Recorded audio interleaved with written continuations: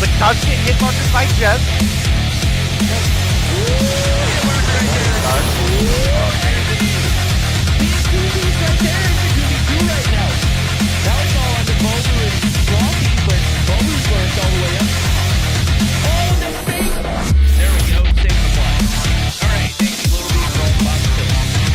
Going up against, they're now all tied up 1-1. Theo is going to get taken down by Jez. You can now see Jez pushing up towards the B flag. We're rocking that 35 round. See that we have Vague pushing up incredibly far, but this should be a free kill for Theo, sure enough. With the push from the backside, finds Jez.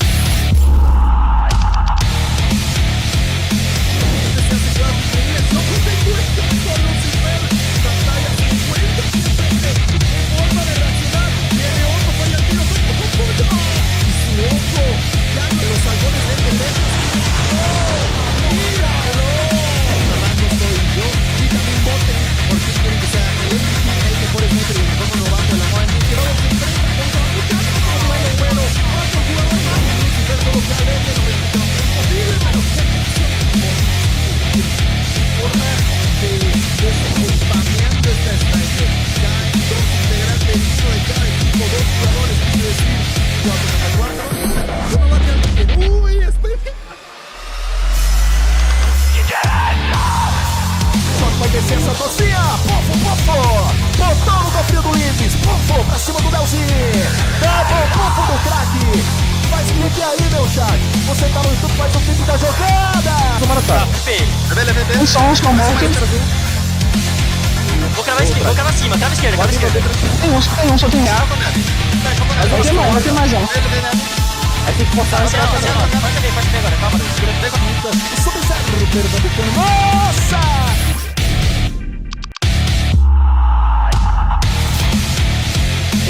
2 players left to deal with. FN 420. Oh my god, Lucky, what the hell was that? Count them out. Can't do it. Lucky is Dark Wizard. You're the only hope here, Dark Wizard. Oh my god, we've got a 2v5 that is a reality. Lydia looking for the shots. Lydia's gonna round the corner. Lydia finds one. Lydia just needs to find Lucky. Doesn't happen. We're going to another round. The most at the moment finds another one. Just an absolute demon. Shooting quick list in with the side of Nova. Dave,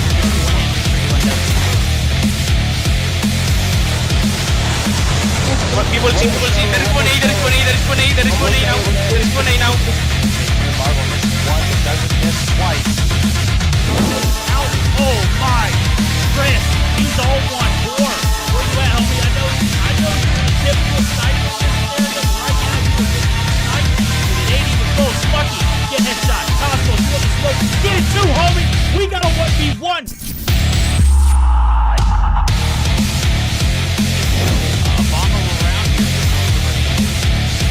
Oh my goodness, Iona!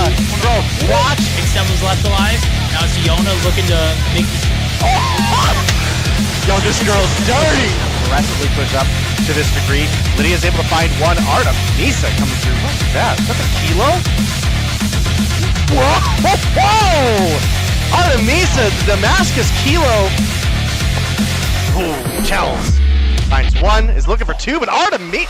Yo, this girl kind of nuts with the kilo, bro. Yo, how are you? I have been. She is a freak. She's a beast. Down herself on that Sparrow shot. But the Angels do maintain this P3. Oh, brick stop!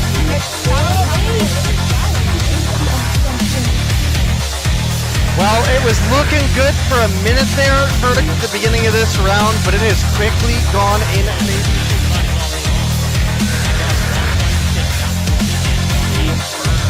I think you're right on the money.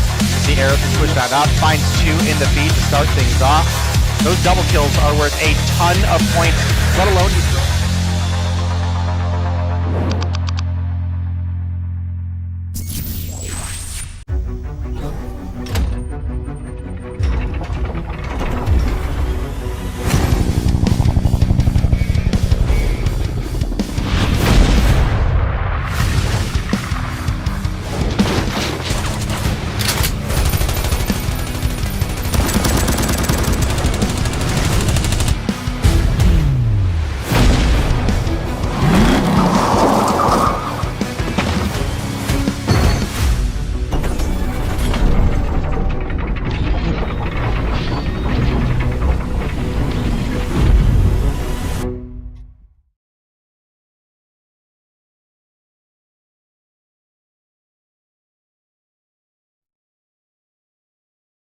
Kelly. Oh wait, are we starting already? Yeah. That was what I was counting down for. Oh man, that's a total hitman moment right there. That's gold. You guys gotta clip that. Anyway, welcome to the Mobile Mayhem North America Spring 2023 action-packed games. It's playoffs day number 2. You don't want to miss this out. I missed out on the intro. On the desk, it's Pally alongside Bobby and Verdict. We're gonna be breaking all the games down for you. How is our casters doing? Let's start with you, Verdict. I literally just got done like not even an hour ago. We casted 4 matches, 2 best of 3s, 2 best of 5s, and our last series of the night was an absolute banger. Went to a game 5, went to overtime twice around, third time around, and we had some upsets in the air. So I'm glad to be here in North America. I'm glad to get the chance to cast these playoffs day 2, and I'm looking forward to seeing what kind of action North America brings to the table. All right, back-to-back regions you're casting you for tonight, Verdict. And how are you, Bobby? How about you, man? I'm feeling good. I just had like a chill CDSI watch party this morning, so I'm feeling rejuvenated and ready to go because I have not had to cast all week. So I will do my best to talk for as long as I possibly can today. But obviously we got banger matchups coming up. Again, there's some newcomers, some teams that didn't expect that they'd be in the lower bracket. I think especially Galactic, very strong regular season, and they've definitely got something to prove, especially with a little bit of drama going on with Stage 2 this week with them as well. Yeah, I mean Galactic Simplicity, they're the number 2 team during that group stage that we've had just recently here at the spring 2023, and they're looking to be the front runners to actually make their way back to the grand finals here at the lower bracket, but it's not going to be an easy matchup for them. And if you happen to miss the last Monday's broadcast, let's take a look at our playoff bracket. If we do have the graphics here to guys give you a quick recap, Seminal and TLE, they won their upper bracket quarterfinals, sending 11T and Dice down on the lower bracket quarterfinals. And on the upper bracket semifinals, we had Luminosity sweeping Seminal and TLE Esports winning versus Galactic Simplicity. Verdict, you were casting these matchups. Did you guys expect this matchup to be one-sided on the semifinals? I expected one of them, but when we got into the Galaxity matchup, after hearing what had happened with the map bans and whatnot, I definitely could see it. Galaxity somehow made the mistake of going through their match bans and actually selecting the maps they wanted to play as being banned options. And I don't know how the details got missed right there, but the fact that they put up a hell of a fight and they were close series, even with the maps that they did not necessarily want to play being played, they kept it close. TLE might have actually gotten away with a little bit of, an easy lick per se, just on the backs of someone not being able to read the details and interpret it properly. So the fact that we see Galaxy down in the bottom portion of the bracket, I don't think this is the end of the run for them, as well as the remainder of the teams. But we've got 3 great matches on our hands, and obviously we're starting off with one of them. That's that Galaxy Simplicity matchup. And speaking of these 3 games, let's take a look at our schedule here. We've got 3 matchups. We got Galactic Simplicity taking on 11T, and right after that, we got Seminal up against Dice Esports. And the winner of these 2 lower bracket matchups proceeds to play our series number 3 later on tonight. Only one team will be able to remain in the lower bracket by the end of the day. And we got these 3 great games tonight, Bobby. How do you think this will pan out? We were talking about this beforehand. I feel pretty confidently that Galaxity is going to find a way to bounce back. Obviously, 11T has had some solid pickups, and maybe if they get Weird in the starting lineup, it could be a completely different story for them. It feels like his addition into their roster once again has played a big factor. We don't have that 5th player loaded in for them quite yet. So if he's in here, it could be a completely different story. But without Weird, the team did seem very, very lackluster in their matchup on Tuesday night, and definitely seems like they need something to step things up. Obviously, like I mentioned, a little bit of drama with Galaxy, just with everything going on with Stage 2. People finding out you can reset your record, controversy about whether or not you should be able to reset your record, all that stuff. But they have definitely proven themselves to be, I would say, pretty certifiably one of the top 3 teams in North America this season, and they're looking to see if they can find their way back into potentially the finals. I mean, I want to know your thoughts about the stage 2 being reset. Their verdict. I think it's cheese, but I mean, honestly, who wants to see a team that we have no idea about make a 30-0 run just off of pure luck, not necessarily getting, the hardest teams, and being a top seed and potentially stealing a spot from a stage 4 team or stage 3 team? Could be a stage 4 team, depending on how those bracket seats work. Obviously, we've already seen that happen before in North America. If you think back a few seasons, Bobby, and you look back to the team that Blur was on in 2021, they got robbed just based off of seeding purposes alone. So if you're playing these matches and you don't get 30-0, I am advocating you do reset and try again, because we don't want to have any of those mishaps like we had prior to. I believe it was the Arsenal team that I'm referring to. Yep. Whatever team Blur was playing for at that time. Yep. Lord knows we don't need another one of those mishaps. I hope so. And well, I think the games are about to start. I don't think we're going to be seeing players incomplete here for T70. So right off the start, we're going to be having Galactic Simplicity already having the advantage here at this best of 5. Now, let's take a look at our maps and modes here and talk about the maps as we are about to hop in on our first of the day. We are going to be having...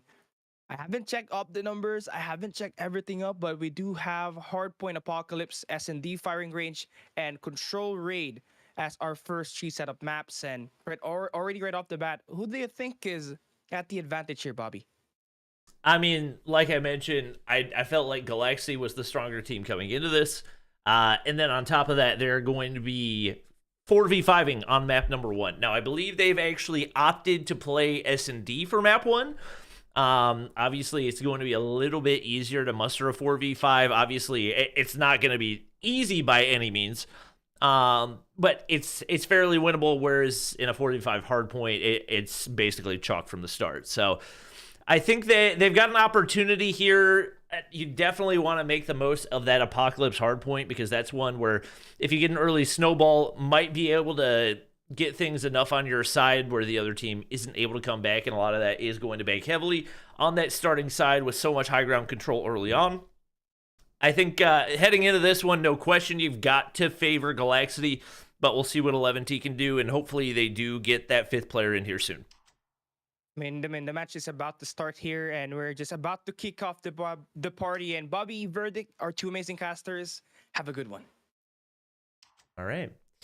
Well, it's just waiting on 1 player to ready up, and then we'll be good for the firing range. Search and destroy. The 4 players in for 11T are going to be Yuhi, Lucifer, Just, and Palone.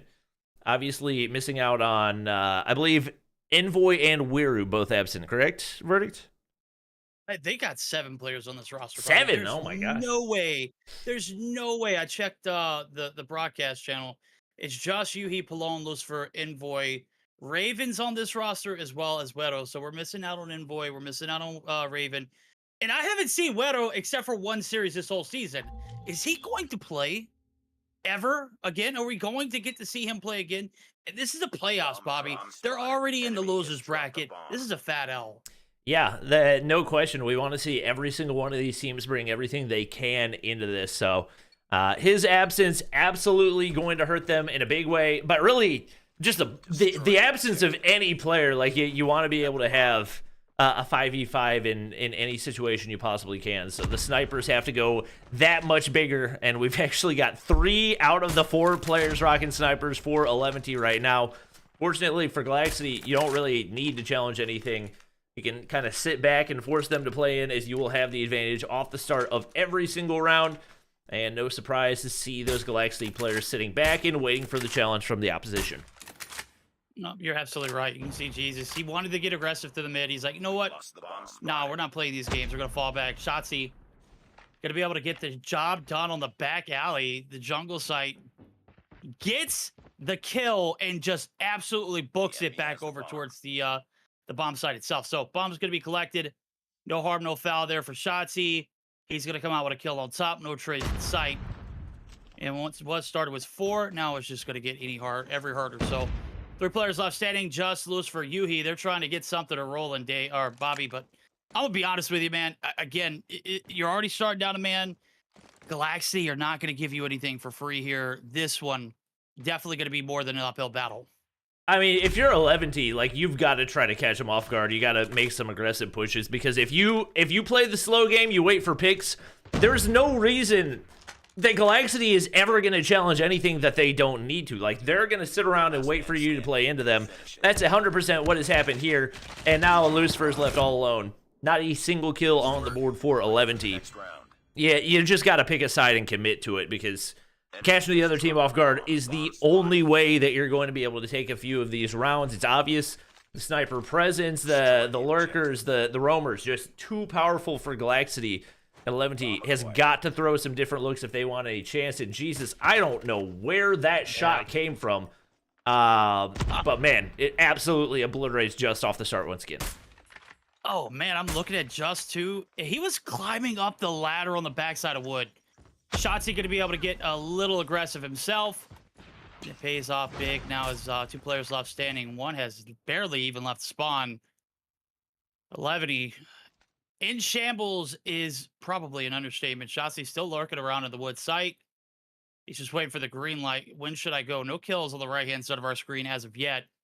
And if you bleed blue right now, you might be crying, as Palone and Lucifer trying to bail the team out. But man, I'm going to be honest with you, this one, it just continues to go from bad to worse.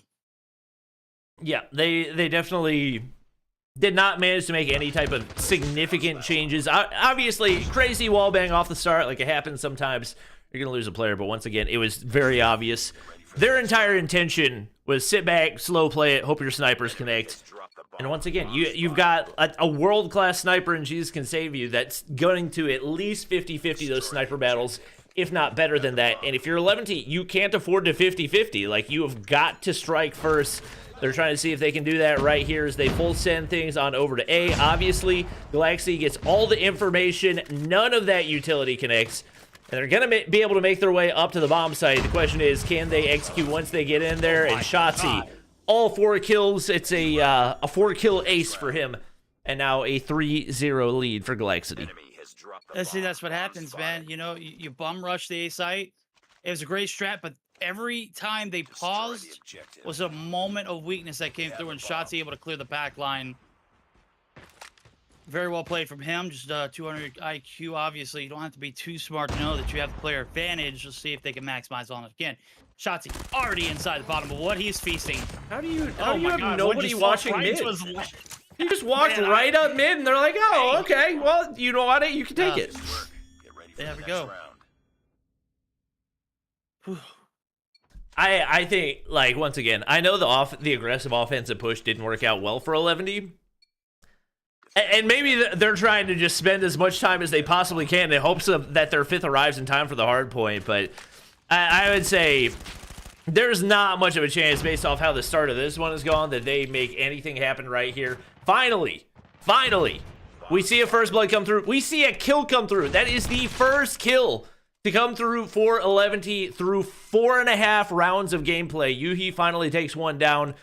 And, I mean, bad enough that you're already down to 4v5, but the gun's obviously not firing on all cylinders for 11T, and now just left all alone in a 1v4. Yep, everybody in Galactic are exactly aware of his location. Ralph going to find out firsthand. Jesus going to seal the deal with the last shot. So 5 rounds in a row. As you guessed it, the team with 5 players. That's right, Chad. 5 is greater than 4. And in this example, only 1 kill through 5 rounds to say that.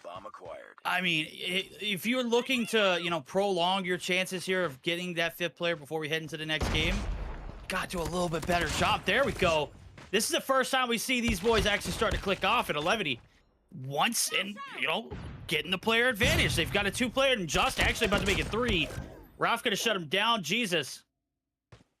Gonna be able to get the trades to the wall bang, but 3 players left standing. They've got the bomb in the hands. Lucifer, what were we doing, my friend? I don't know. Jesus just made that look so effortless, too. He just, like, peeked up and was like, oh, there's a guy there. Boop. He's gone. We do see some points of improvement for 11T. I didn't think that at this level of competition, one of the points of improvement would be watch mid. But you know what? They did that. They got some kills, and there we go. They pick up a round right here, and at the bare minimum, secure themselves a little bit of extra time for that 5th to show up and make sure that they don't get 7-0'd. So it's improvement, no question. But once again, seeming like they are prolonging the inevitable. Kings, you have to pick up a kill. It looks like he's trying to make a little bit of a switch to the sniper role. No, I take it back. He picked up the kilo. That's getting a buff this season. He said, snipers are not for me. Stick to what's comfortable. And right now, it looks like 11T maybe on the brink of taking another round. Oh, well, Jesus says not so fast, my friend. Just right through the spawn site, gets dropped. We got a 2v2. Okay. On the backside, we got Pepe. He's made the rep all the way through the backside. And he's found his way all the way on the front side of 10, or backside of 10, rather, Armory. You've got one in Yuhi. He's trying to make the rotation through. He's going to spot you. Can't hit the shot. And Pepe not going to push up. Lucifer going to go ahead and come through for the cleanup. He's going to fight too. Okay. We got ourselves a game. We flip sides and a lot of momentum. Rolling off there that 6th round that came through as a victory for 11. They're going to be able to cap it off with a little back-to-back action.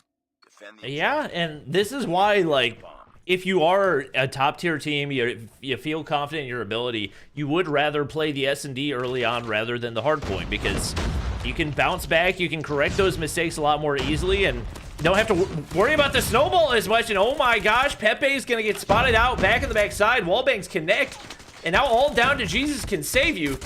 He's going to be able to find one, but still in a 1v3. Can't connect onto the second one. He's going to be forced way back. Flashbang is right there. Hipfire does not connect. And Yuhi, 3 rounds in a row. Go through for 11T.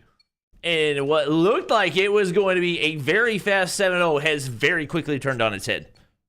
Oh, yeah, it did. They had us in the first half, Bobby, didn't they? Okay, some tricks up sleeves over here at 11. No tricks here. It's just pure clean search and destroy. Right now, bombs being made over Yuhi.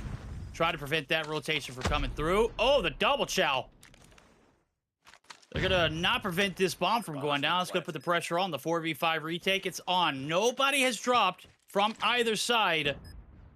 And they don't have the backside covered either, Bob. But if you look back, Jesus Saves is literally last line of defense. Kings finally getting involved. Shots, going to be good for one, but Yuhi absolutely wrecking them. Going to be able to get the trade Pepe there for the cleanup as well. So 6-3, you get the bomb plant down. That is the keys for success on the left-hand side of your screen.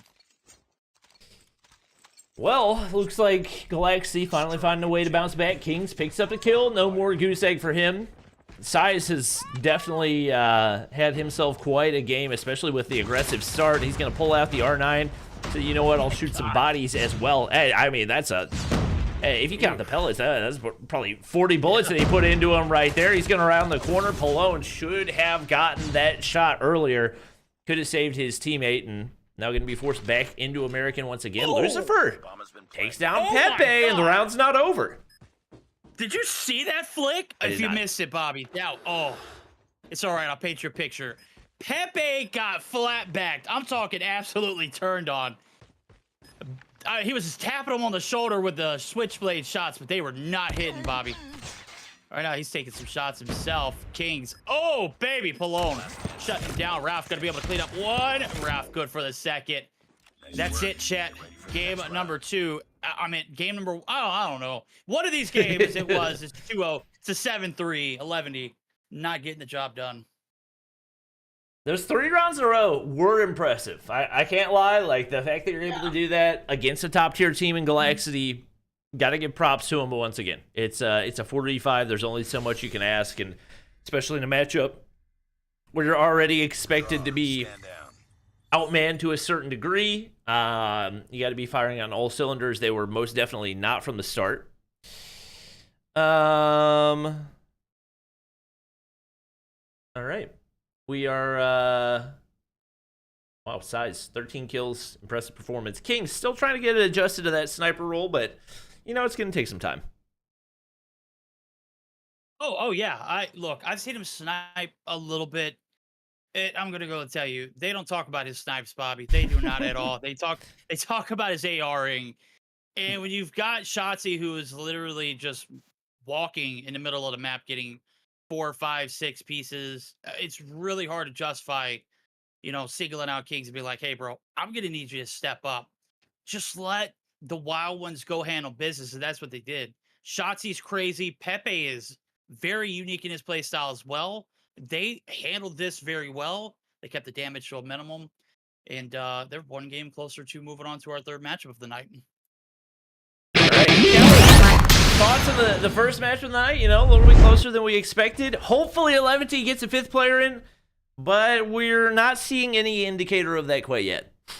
Not quite yet. But honestly, here for 11T, I obviously think that they had an opportunity to take this one off of Kings, if not for the start of the firing ranges in the map. I mean, they started the first 4 round with 4 snipers and failing to get a first blood or a kill. So it really gave them a hard time coming back because the lead is already too big there for the side of Galactic Simplicity, Bobby. It looks like they're going to opt to move to control second as well. I guess they're going to play the hardpoint last if possible, and thinking like, you know what, it's TDM, we're down a man. Yeah, it's less than ideal, but maybe we can make something out of nothing. Once again, it looks like that 5th player not loading in quite yet for 11T.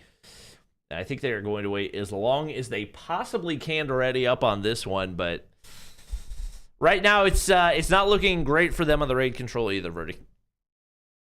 No, not at all.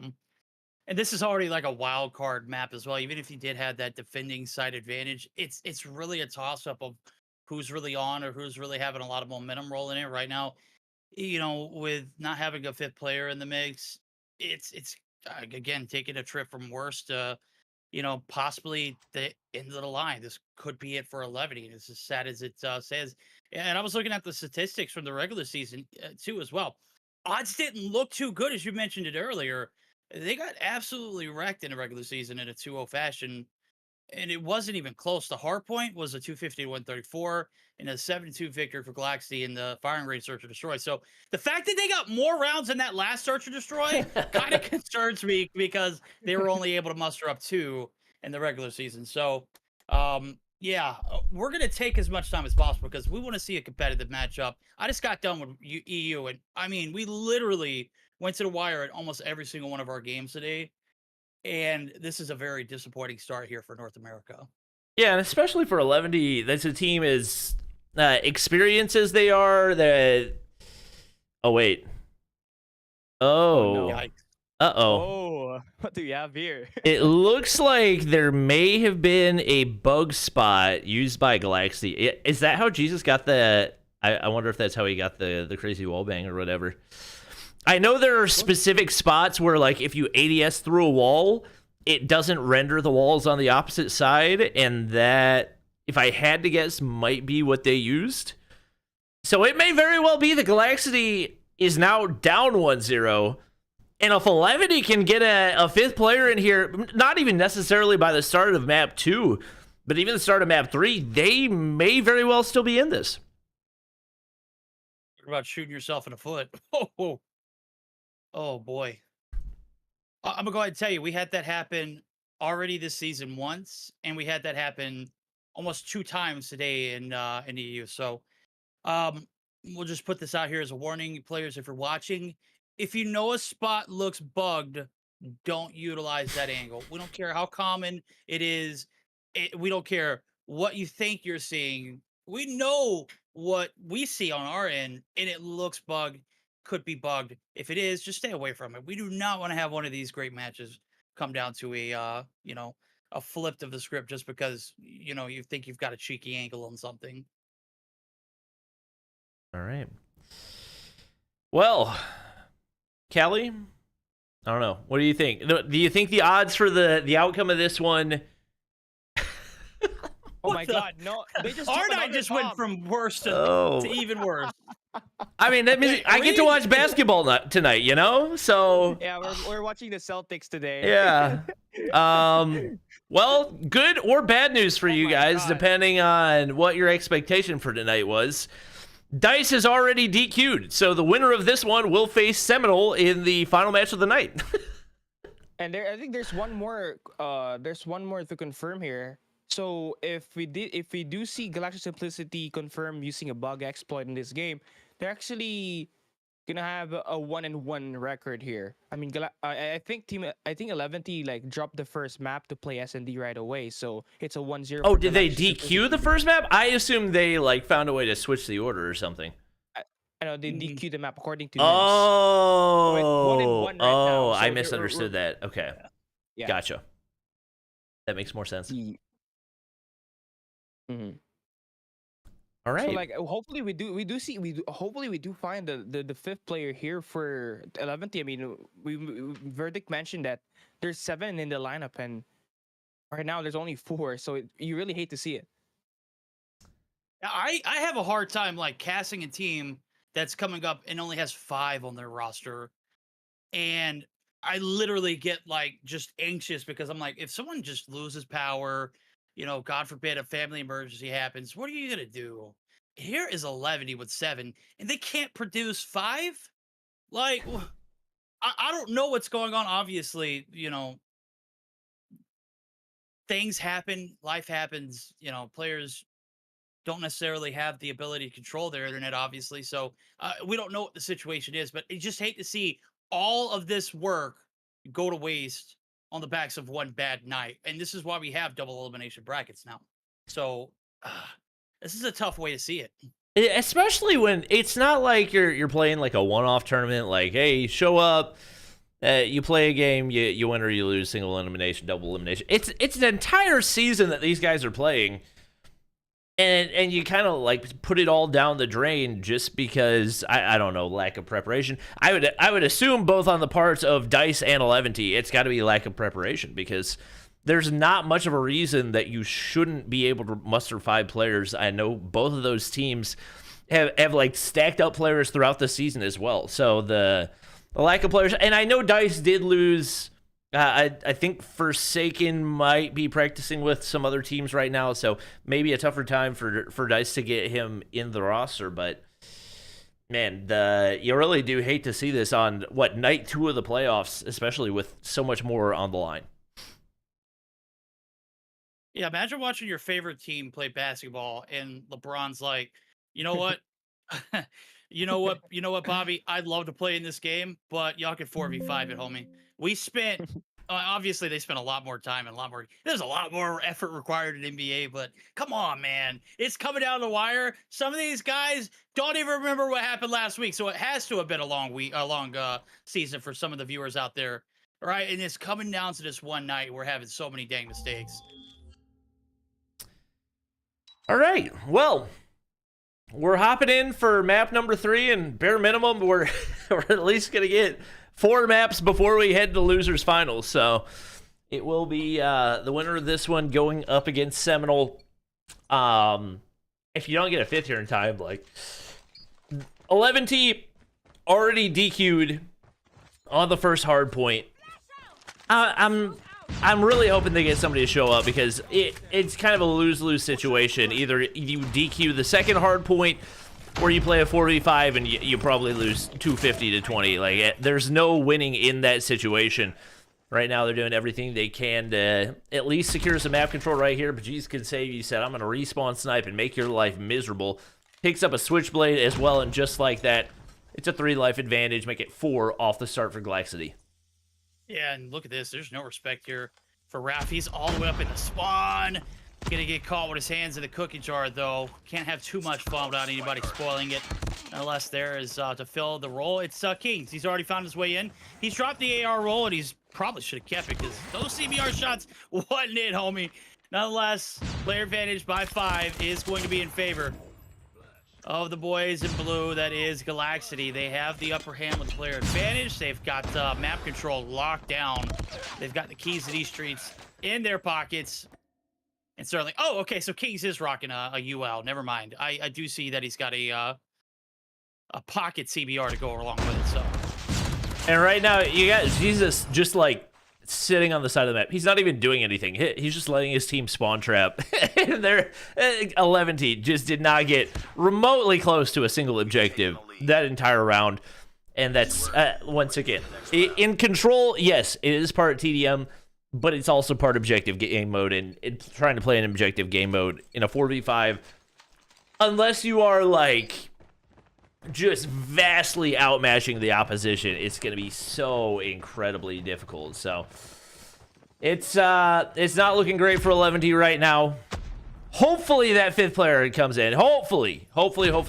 But right now it is looking like a shockingly quick start to Mobile Mayhem North America Playoff Day 2. Yep, quick start and a quick finish too. All right, now we're trying to start this one off on the right foot. Here with Ralph trying to get into the spawn site. Look at him, he's crawling all the way up the staircase, Bobby. Hello! Yuhi right there in front of him. He's going to shut him down, and now he's just going to snake his way to the backside of the grasses, where he'll find a little head glitch to abuse. Yuhi says, not today, my friend. Body shots being felt here too, and got to feel bad for it. This one could have been epic instead. You know, we're seeing this 45B site is the last objective to be capped now, and not a lot of damage being done on both fronts either. 27v27 with 2 minutes left in the bank.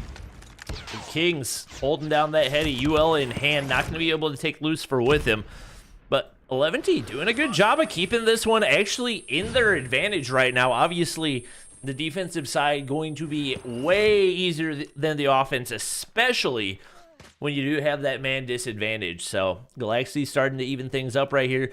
I'm kind of curious if maybe we see Jesus switch away from the sniper, but as I say that, he picks up one off the heady. A little quick scope onto Palone there as well, and just like that, able to find an impact and able to make his way up onto B. 11T's got to contest right here, forced to use their operators to see if they can get things cleared off.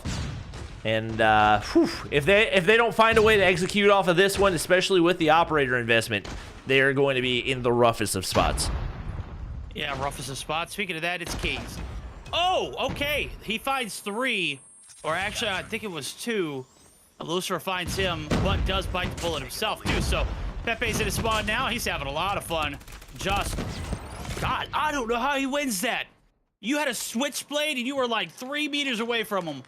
That was a tough way to go, Pepe. Nonetheless, you had him half health. Round's done. 1 more, and it's over with. Pending the ruling of the call that's still yet to be made there in the search and destroy. So right now we're looking at potentially a match point. Again, we're still getting the evidence provided from the search and destroy. Yeah, I didn't realize that was still even up for debate, so it is actually potentially a 3-0. Just going to go ahead and pop his Annihilator. He needs to find every single kill with this. He's already missed 1 shot. Purifier's going to go ahead and pop in the hands of Yuhi as well, and the shots are just not connecting. Is going to be able to find 1, but in a 4v5, you have got to make every single shot count, and they are certainly not doing that right now. Pallone going to get dropped off of his Sparrow. And now all the operators wiped off the board for 11T. You're reset back to square 1. And actually worse than square 1 because you have 3 operators that are ready to go over on the side of Galaxity as well. Just shambles on shambles on shambles. Yuhi going to be able to find 1. Connects to take down the War Machine, but still a very large mountain to climb. Yep, very, very large mountain indeed. And if you didn't brace yourself for this kind of impact, obviously, you are not prepared to take on this matchup, right? As we see it, 20v20, this is the closest it's been all night long. And right now, they can't stay alive on the objective. The hill's going to be hopped there onto the B site. Ring going to be compromised here from Lucifer, 2 in the feed in yellow. This could be interesting. We see the game still progressing, and they're actually taking a little bit of an advantage. But Kings, he's on a deep wrap. He's going to be good for the first. Lucifer right here along the corner. Nonetheless, it's going to waste a little bit of time. And more importantly, it's going to get some of the players across that 50-yard line. They're going to be able to shut down the pressure over B, and that clock going to continue to rock. Ooh, a nice little pinch out of Jesus right there to pick up the second on behalf of Kings. Right now, he is way behind, trying not to get blown up, but it's going to happen anyway. Pallone, perfectly placed nade right there. Unfortunately for them, Jesus can save you. He's got a claw in perfect position to spawn trap right here. 2 players going to wrap the corner. Quick scope, not quite going to connect, but it is still going to be 5 life advantage, and that happens so fast as Pepe does pick up a double kill right there. G's going to drop a pred on their heads, and just like that, 4 lives remaining for 11T. And no time to work with. That is a 3-0 in the control. And if it doesn't end up being a DQ for the glitch spot in S&D, that is going to be a 3-0 for the series as well. Hate to see it. Taking a look at the VCs as well. I don't see anybody coming in to save this 11 roster. Needless to say, they needed a miracle in the 4v5. They didn't get anything out of the 2 games we saw, and they forfeited the hard point. So upon the review, obviously, there still might be a hard point, but I mean, if it's just going to be a 4v5, they're probably not going to play it out anyways. So if you kind of consider that, the DQ might not even have any factors in it. Hard point, very tough as it is. Playing it in the 4v5, that's downright impossible. Take a look at the post action report. Pepe 13-11, 12-11 for Shotzi. Kings 12-8. I mean, all great things to say about Galactic. They're going to be possibly moving on to face off against Seminal and 11. Again, even if the DQ does come through, what does it actually mean? Yeah, it's kind of feels just like semantics for right now. So we'll see what they end up doing. The DQ is going to be issued. So it is at least 1 map going through for 11T, but the question is, 11T already opted not to play the first hard point, knowing how difficult it would be to play a 4v5. Did they force themselves to play it out right here? It just feels like the odds are so bleak. I'm not sure it's going to be worth it. Maybe that 1 DQ map, giving them a little bit of extra hope. Callie, what are you thinking? They gonna just eat the DQ and take the spot that they got, or do they try to play it out? For me, honestly, I would love to play it out. I mean, you don't want to go out of the Mobile Mayhem North America Spring 2023 with the DQ. You just don't want to walk away and quit this final matchup. And I do think the chance of it being forfeited is possible as well, since we did have that first game matchup forfeited by 11T as they give the one away for Simplicity. But on this matchup, I mean, we could totally see how that hardpoint could pan out in this 3-0 dominant victory from Galacticity on this raid control. I mean, just by looking at the power positions that's been taken by Galacticity on this game, same thing could be said on the hardpoint that we're gonna have earlier, Bobby. I'm gonna pass this to you, Verdict, because I just ate something. Hey, Bobby, what are you eating, man? All right. I'm gonna be honest with you. This is a fat L. I mean, there's a lot going on. I know there's, if we're looking at the grand scheme of things, I know Hacks couldn't play tonight because he was graduating high school. If I've read that correctly, and this is around the time kids actually graduate from school too, so you can't really be mad at that. Slothy's not home either, so tonight might be just riddled with upsets and devastations. Obviously, these two matchups that we have that could lead to that semifinals is probably going to be that Galaxy and Seminal team. So those players don't have anybody that's graduating. Everybody's of age or higher. Everybody's played, been here, done that kind of scenario.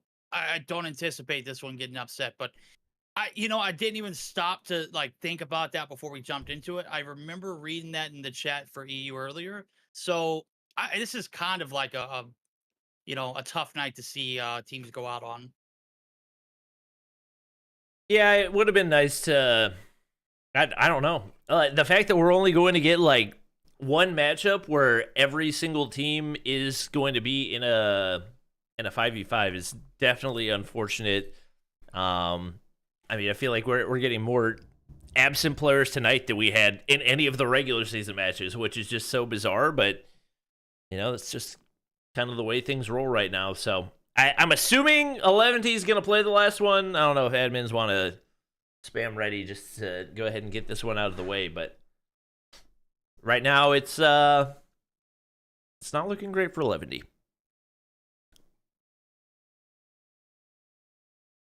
No, yeah, I don't know. Right now we got the map selected for the control, and I'm still looking at the VCs.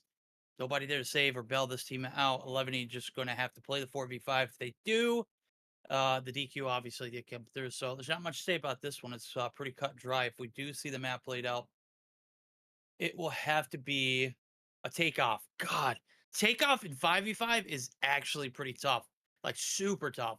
Apocalypse would have been a little bit better because then at least you could not play P1, play P2 to a T, and then pray that P3 and P4 you don't just get blasted. But Takeoff, yeah, that ain't happening, bro. 4v5 on any other hardpoint map except for Takeoff and Hacienda, you might have had a chance at, and maybe Arsenal too. That's a huge map. All right. Well, I think we're just waiting on Just to ready up, and then we should be good for. I'm not going to say what's going to be the final map, but what is probably going to be the final map.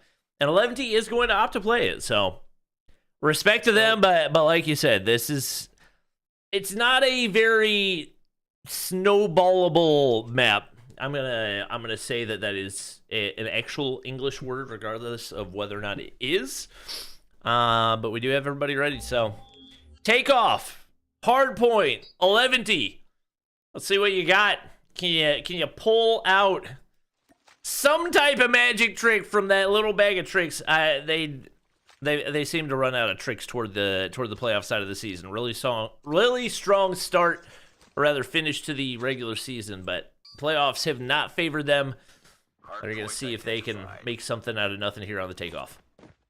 Yeah, they're gonna need one of those bags of tricks straight from the Harry Potter books, bro. I'm gonna be honest, there's not a lot of hocus pocus that you can pull off on a map like this.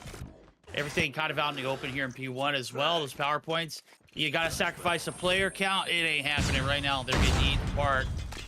A scrappy little P1 and D, but it is going to be double digits so far, going in a little bit more there for the side of Galacticity. So They're gonna play this one out. Hopefully, we'll see this one in relatively quick. I hate to see a levity season come to the end like this, but it is what it is. Wait, Nim says it's 1-1. That can't be right. Didn't they? It's 2-1. Didn't they forfeit map 1? Yeah. They definitely forfeited map 1. Yeah, you. It should be 2-1 right now. Yeah. Yeah. Okay. Just had to make sure right there. Yeah, it is. I mean, you know, if you spawn right next to the hard point, it would have been a full 60. Instead, it is going to be a full 52 for Galaxy right there. Shotzi already got some streaks to work with as well. He is going to be cut down and sent back to spawn, but right now, there's nobody in the inside of the hard point for 11, and just like that, Pepe is going to be able to make his way up on in. Nade's going to hit him in the face, but not quite well enough. Is going to be wiped off the point regardless. And right here, we see Galaxy hopping back on into the hard point to continue stacking that time. Yeah, they're just going to continue to run away with it. And again, this is definitely one of the harder maps to play in a 4v5. Again, I mentioned maybe Apocalypse would have been a better run. I don't know if they knew that they were going to get to this point and actually have a fighting chance. That's why you always play it out regardless, chat. Obviously, we don't want to see a 4v5. We don't want to spectate a 4v5. We don't want to cast it. I know you don't want to see your team happen, you know, to be in this situation, but we found ourselves here. And Takeoff is certainly a brutal map indeed. Now this rotation is going to be made. It is a flawless run so far. The rotation's already being cut for A.O. Ralph. He is trying to cut everybody in half. He's crushing them up so far. But the secret side spawn is going to be locked down by him, and this going to be a continuation of devastation. But 1 point on board. There we go. All right, they didn't get 250 though. That's the important thing. W in my book. Yeah, big W. All right. Well, operator's going to go ahead and pop. Raph trying to get things cleared out. He gets shut down as well, you know. 11, give it everything they can. Still got to deal with Shotzi. 13 kills and a purifier in hand. Just wiped off. Same for Palone. Same for Yuhi. Trying to make his way through the front side right there. Is going to be able to find one before getting taken down. But once again, seemingly prolonging the inevitable. Pepe with a Sparrow in hand to clear away any 11 players, making a push right here as well. And it is going to be a very early 100-point lead as they go ahead, push out, try to get those early rotations here too. I swear he saw Yuhi behind him. I don't know how Yuhi didn't see him. But regardless, the Sparrow remains in play. And it is. He's one shot. Still trying to recover. Is going to have that connection over to P4. 126-17 is your count. Let's go ahead. You know what? I can't do it anymore. Let's go ahead and jump in. Simplicity. Let's hear how those comms sound. They've got to be having a good time knowing that they're going to be going to the losers final. All right. Okay, she didn't play one. She's He's saying it. One she's still alive. It's Lucifer. I got him. I already killed him. Oh, alright, bet. Nice, bro. Hey, the real question is, can he suck my toes? Let's go. Yo, one city steps, one P1. Inhale. Nice, bro. More pushing. I'm putting the outer corner right here. I'm pre-firing. Bottom mid team. Got him. Top P2. Wolf King, the man, Hunter Killer. Top P2, you said? Yeah. Middle. Dude, one He's in the flanking, window. one flanking. Yeah, you got him. Yo, double series Rav. What the fuck? Oh, he left the game. Why you leaving the game? He got me. You left the game, dude. Yeah, you want me to leave, man? I'm gonna leave. No. Don't. Why? No, that's Yeah. DQ. Stop. Don't troll, dude. Oh, that's a DQ? What's good? What's good, That's Verdi? the reason I play it, dude. Are they in here, bro? I got that. Well, that's Shotzi. Yeah. Hey, you know what? You never know until you shoot your shot, right, chat? Well, shot's being taken here. Joss has already left the game. I do not blame him. This is not an admirable way to end a season. So, big respect for them to try and play it out, obviously. It got too thick and, it's led us to this point. So, it is a massive blowout. I'm just glad that Galactic are actually just playing the hill and getting this one over with. Yep, no question about it. Trying to get things shut down. They've got a very important date in the losers finals up against Seminal. They're trying to get there as fast as they possibly can. Boxing gloves comes out for Shotzi. He's going to be able to clear off the point. And just like that, Galaxy continues to move upward. I mean, kind of a miracle 11 even made their way up to 20 points, but the 4v5 is now a 3v5. And once again, seemingly only a matter of time, barring a, I can't even think of any performance in the history of competitive esports that would be comparable to making somehow a 200-point 3v5 comeback. It's just, it's not humanly possible. So right now, they're doing everything they can. They've got some kills on the board, but Galactic, too many players, too much talent. Yep, indeed. Yeah, King's even offered. He said, hey, look, I'm going to bounce out. You guys can handle this, right? And then the most important thing, you know, the voice of reason. Somebody said, no, you can't do that. You can't skip the kill cam. That's a violation. They sound focused. The bad thing is you're playing a game where it's supposed to be like a warm-up to the semifinals, and the pacing that went from a 4v5 went to a 3v5. This is more so less a waste of their time. So honestly, this one might have set them back. If anything, doesn't give them any advantages rolling into that semifinals matchup that we're going to see in a minute. I would say this was the equivalent of just like hopping into firing range and doing some aim practice, because there wasn't really a whole lot of focus required in this one. That feels kind of silly to even break down the statistics, so we're just gonna hop back to the face cams. And Callie, once again, coming down to a pretty quick end to our second night of playoff action. But fortunately, we do have a banger of a matchup coming up, and I am really, really hoping that we get a map 5 on this one, because that was not what I was hoping off the start of tonight.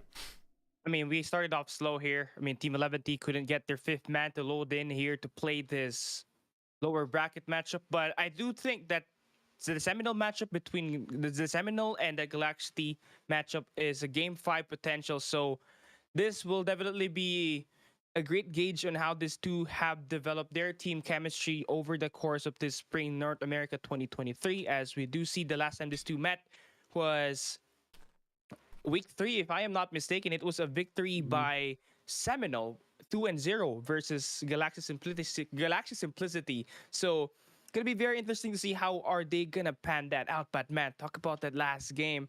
It was just a beat down there, Verdict. Yeah, I mean, beat down's one word. It was what's the word? Beating a dead horse. It was not fun to watch. It was not fun to be a part of. I hate that we're getting robbed of 2 preliminary matches tonight, and we're not getting to see these teams actually fight for, you know, their right to move on. Obviously, even if we would have saw all 5 players from 11, there's no chance that Galactic don't take it as well. I mean, we will never know though. So ultimately, this one's going to go down in the books as an L for everybody. But we're going to move on to some W's moving forward, because DICE has forfeited, and Galactic and Seminal are certainly going to deliver, right? Yeah, of course they do. And as we take a quick break, let's hear from our sponsors. Coming right up next, it's the lower bracket finals. It's going to be Galactic Simplicity taking on Seminal.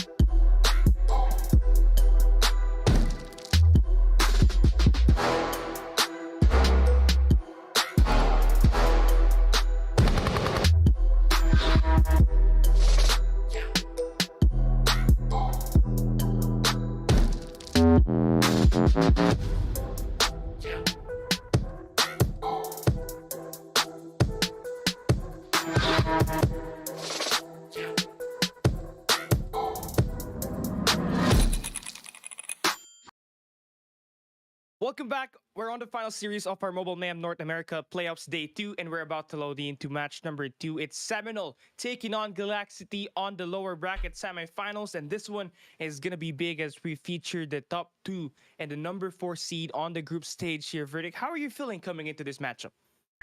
Man, I feel like we just started and the night's already, still pretty young and it's already about over with, but we're getting to the main event, and this is like the meat and potatoes of this Mobile Mayhem North America scene. You just said it right there. You painted us a vivid picture. It's the number 2 seed versus number 4. Arguably, though, in past histories, the players that represent that number 4 seed have always been at least the number 2 team, if not the number 1 team in North America too. So see them going up against a new and upcoming team in Galactic after a turnaround season from last season to this season's performance. I think we're in for a little bit of a, some fireworks tonight. Some fireworks, as we're going to be featuring some of I believe is the best roster that Seminal has to offer right now on the scene. I mean, we got Space, Solo, Blur, Baldo, and Jazz playing here right now for Seminal, Bobby. And how are you liking like Jazz, Baldo, and back at it again here? In the competitive scene. I mean, obviously, those are 2 core players of a world championship roster, so you can never sleep on those players. The big question for this team has been the chemistry, and Space pointed out the other day, like the roster that they were playing with up against Luminosity the other night, that was the first time that iteration of the roster had ever played together. So this is a team that really only has anywhere but up to go, and I think they definitely are going to continue to improve. Every single one of these players played in Stage 5 last year. You'll look at the flip side, there are 0 Stage 5 players on this Galactic roster, but that has not stopped them from taking out some of the top competition, and they're going to look to continue to do that here up against Seminal. I mean, maybe at least one for Simplicity and Jesus, as he plays for Luminosity before, but he is he didn't play. I believe. Yeah, He didn't play any games. Yeah. He didn't play. Okay, he didn't play any games at all. Okay, let's look at the He maps. was on the and mode to team. see- yeah, it was on the team. Let's take a look at the maps and mode to see how this one will play out. As you can see, we have a best of 5 coming here in front of us. Galactic and Seminal will be playing Apocalypse, Hardpoint, Tunisia, S&D, and Crossroads will be part of the mix as we see it play and control. And if we do see the long distance, which is highly possible, we're going to be looking at Hardpoint, Hacienda, and if it goes down the distance, S&D Express. How are you liking the maps being played out right now, Bobby? A verdict, I'm trying to remember. One of these teams is not good at Hacienda Hardpoint. I can't remember which one it is. It's got to be. No, it can't be. I think both of them are decent at it. Okay. I'm taking a look at some of the maps that I've seen them play. Galactic beats TLE on Hacienda, and I want to say Seminal hasn't looked bad on it to be completely honest with you. It's one of those maps that's can be hit or miss at times, but I still have to say they play it pretty dang well. All right. Well, I mean, if that's the case, that feels like a very much a swing map in a lot of situations, just because there are so many teams that have such a tough time on it. But I mean, if that's the case, you got the Apocalypse hardpoint where you don't really feel like you're going to favor any one team over the other just because it is so new into the map pool.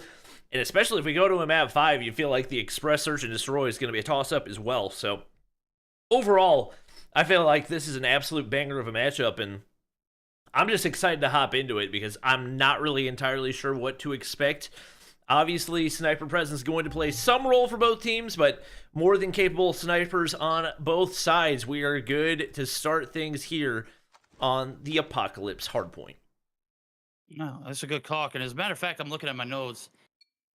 Seminal actually beat Galactic 250 to 148 on that Hacienda. So if it does make it to a game 4, not feeling very likely. On another note, Seminal actually got beat by Devious in a 250 to 97 on that map too. So a lot of room for improvement for both teams. Obviously, we're focused here on this one. P1 right out in the open. Big truck in the middle of the map. That is what is going to be provided cover. Mostly coveted is going to be those backside spawns though, Bobby. P2 is almost guaranteed a full 50 to 55 points. And right now, the battle of the ARs is going to be one of the big storylines. Obviously, Kings has been popping off this season with the UL 736, but you got two dominant AR presences in Blur and Space. Obviously, Space very comfortable with the UL as well, and honestly, one of the people that introduced it into the competitive scene, period. You got Blur on the flip side, the LK, basically a slightly more aggressive UL, and off the start, it looks like it's allowing Seminal to get some hardpoint time locked in. They're going to be able to take the lead right here, but your main concern is trying to lock in those spawns for P2, and right now, those are 100% in control of Galactic. Yeah, Jesus actually had only one job of holding that that little window on the backside of the temple right there on that P2 rotation. He gets absolutely canned, but nonetheless, team able to maintain the spawns. Right now, it's split.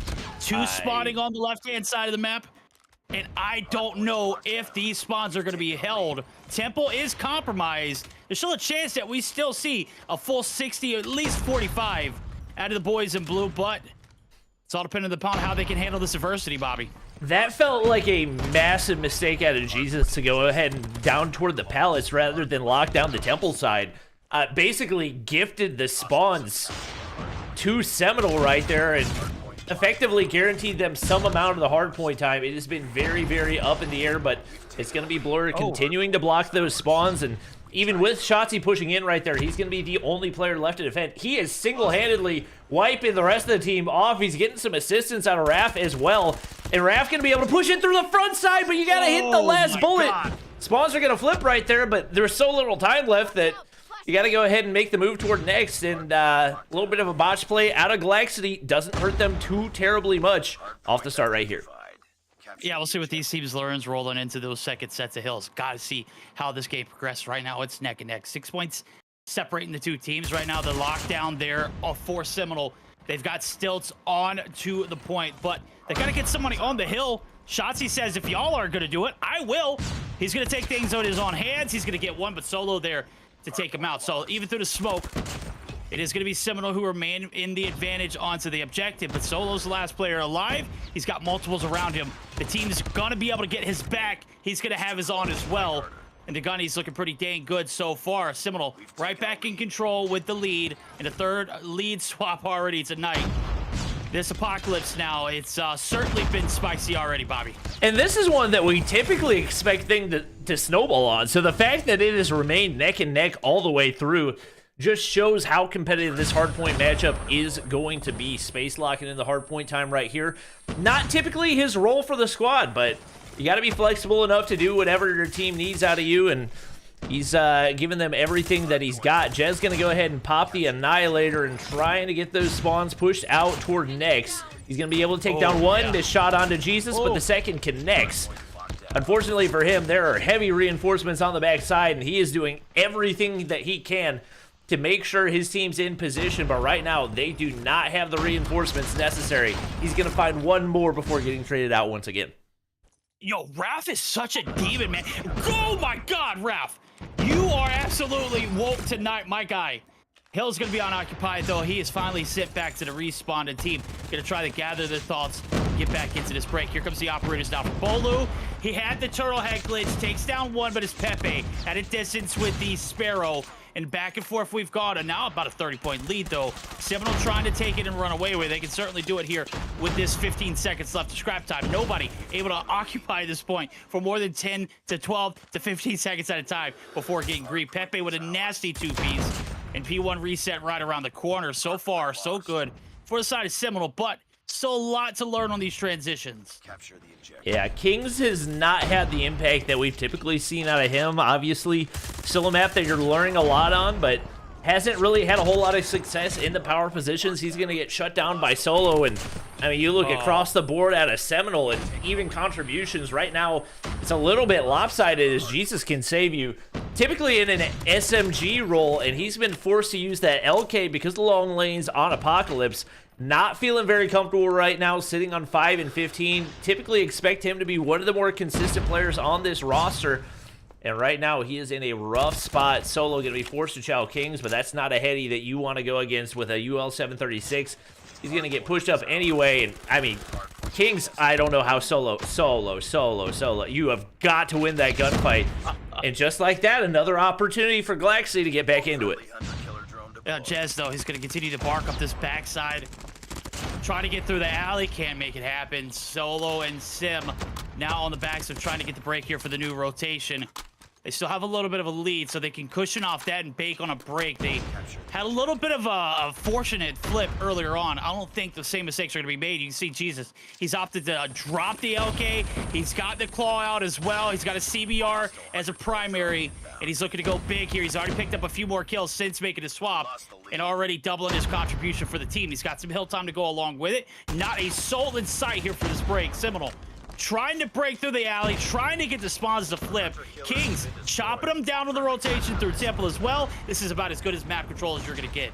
And Pepe's going to have a pred to shut down some of those rotations. And once again, that tiny little window just gives you so much cover and so many lines of sight.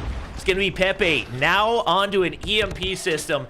And what was, a 50-point lead has completely evaporated for Seminal. They have no map control, and one of these crucial money hills paying off big time for Galaxy. It looks like they're going to be able to find a full 60, and what was a massive negative deficit has now turned into a 30-point positive.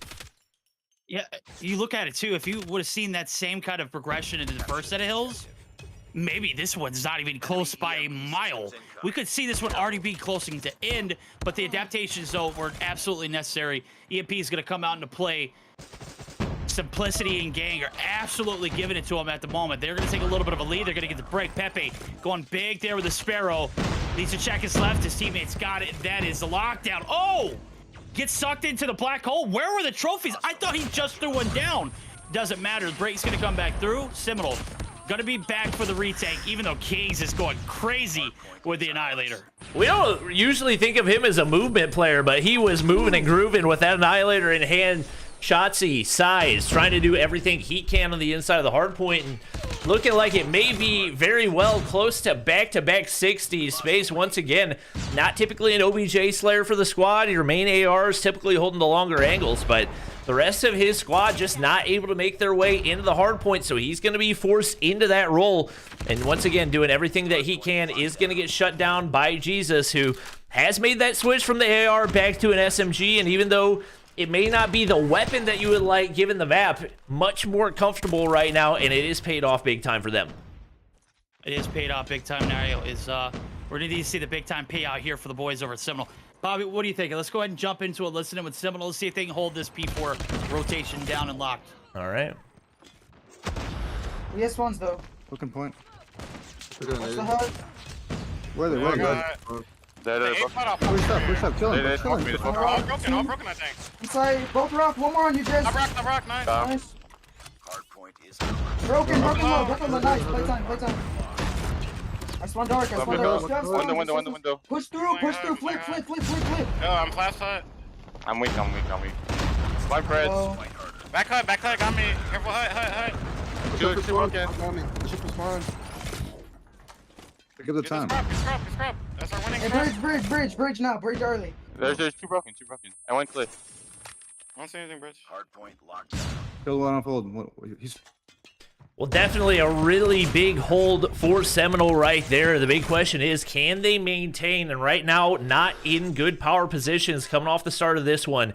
Galaxy has early control of those spawns. Shotzzy with a couple crucial kills on the backside. Going to be able to nearly shut down all of them, but Solo, Bolu, just too much firepower. They flood through, and if they can lock in these spawns, could set them up big for P2. But you got to make sure you're locking in that hard point time as well, and they're doing exactly that. Wiped off for now, but no big chunks going in off the start for either team. Yeah, there it goes. Seminole doing everything they need to right now. They don't really need to get onto the hill per se. They got the spawns locked down. Do what you can onto the objective, but more importantly, maintain those P2 sites. So far, so good for them. They're keeping the damage to a minimal. Right now, they're going to have to afford to give up a little bit of time on the backs of making the break. But Bolu, what is this wrap? This is criminal. He's gone through the coop. He's still alive for the time being. Spawns are still going to be locked down. You can see it. Temple is going to be controlled by Blur. And that one might have been a smooth criminal style if he was gotten taken down. Those spawns got flipped. We'd had to look at that. Didn't happen. And now it is the setup. Is it going to pay off? We've got a full 60 ahead of us. Seminole just need to find this time in the opener and keep the side of Galaxy out of it. I don't know how, Rev. He didn't win one. He won two. They might be able to flip the spawns off this. They do exactly that. And that was a god tier play out of Raph. He had no business right there, but 1 HP comes out on top. And the first one makes the second one happen, but Solo Purifier in hand. He is cooking them. Barbecue chicken all the way through point 2 right here. And they're going to be able to keep things locked in. The big question, do they maintain spawns? Yes, they do. Bolu's going to head back and block. And it looks like, despite a little bit of a shaky play, they should be able to get the full 60 and put themselves in position to win on P3. Yeah, but they're investing a lot of operators, Bobby. Look at this. Nothing being held on for this P3 rotation. Some streaks going to be earned. A claw for Bolu. Pockets are rich on the left-hand side. 2 in the feed for Jez's Pred. And that might be the devastation. The connect might be happening. The spawns are being red. Jez is in prime form tonight. Blur getting involved as well. It's a battle for stilts, this one. Only 12 seconds needed for Seminole to make the comeback. Somebody just ran past Kings and got absolutely obliterated. I'm not sure what happened there, but it is going to be Galaxy on the inside of the hard point. They, however, have been saving their operators. 3 already popped and 2 still readily available to be used. Jesus can save you. Not really his game, but he's going to be able to find one crucial one right there. Pepe's still got the Sparrow in hand. He's going to hop in the hard point, and they can win it on this one if they get the money hold. Bolu, the only player in position to push that backside, and right now he has a tall task with a lot of Galaxy players as he gets shut down. Pepe still locking in the hard point time. Galaxy might be able to make it happen here. No, they got to send everything. The whole kitchen, the whole house, everything's got to go. We've got to get onto this objective. It is a fire cell. Bolu trying to get to the front. He's going to be denied. Nobody there for Seminole. It's a 250 to 241. A lockdown. They do not give up. They focus on the prize. Bobby, Seminole down on the backs of a massive comeback, but they cannot get the job done. I mean, the fact that Galaxy is able to get that, I think, at a massive kill disparity. Jesus Can Save You had one of the worst maps that we've seen out of him all season in the Mobile Mayhem. Not only could he not find a kill, couldn't find a whole lot of OBJ time either.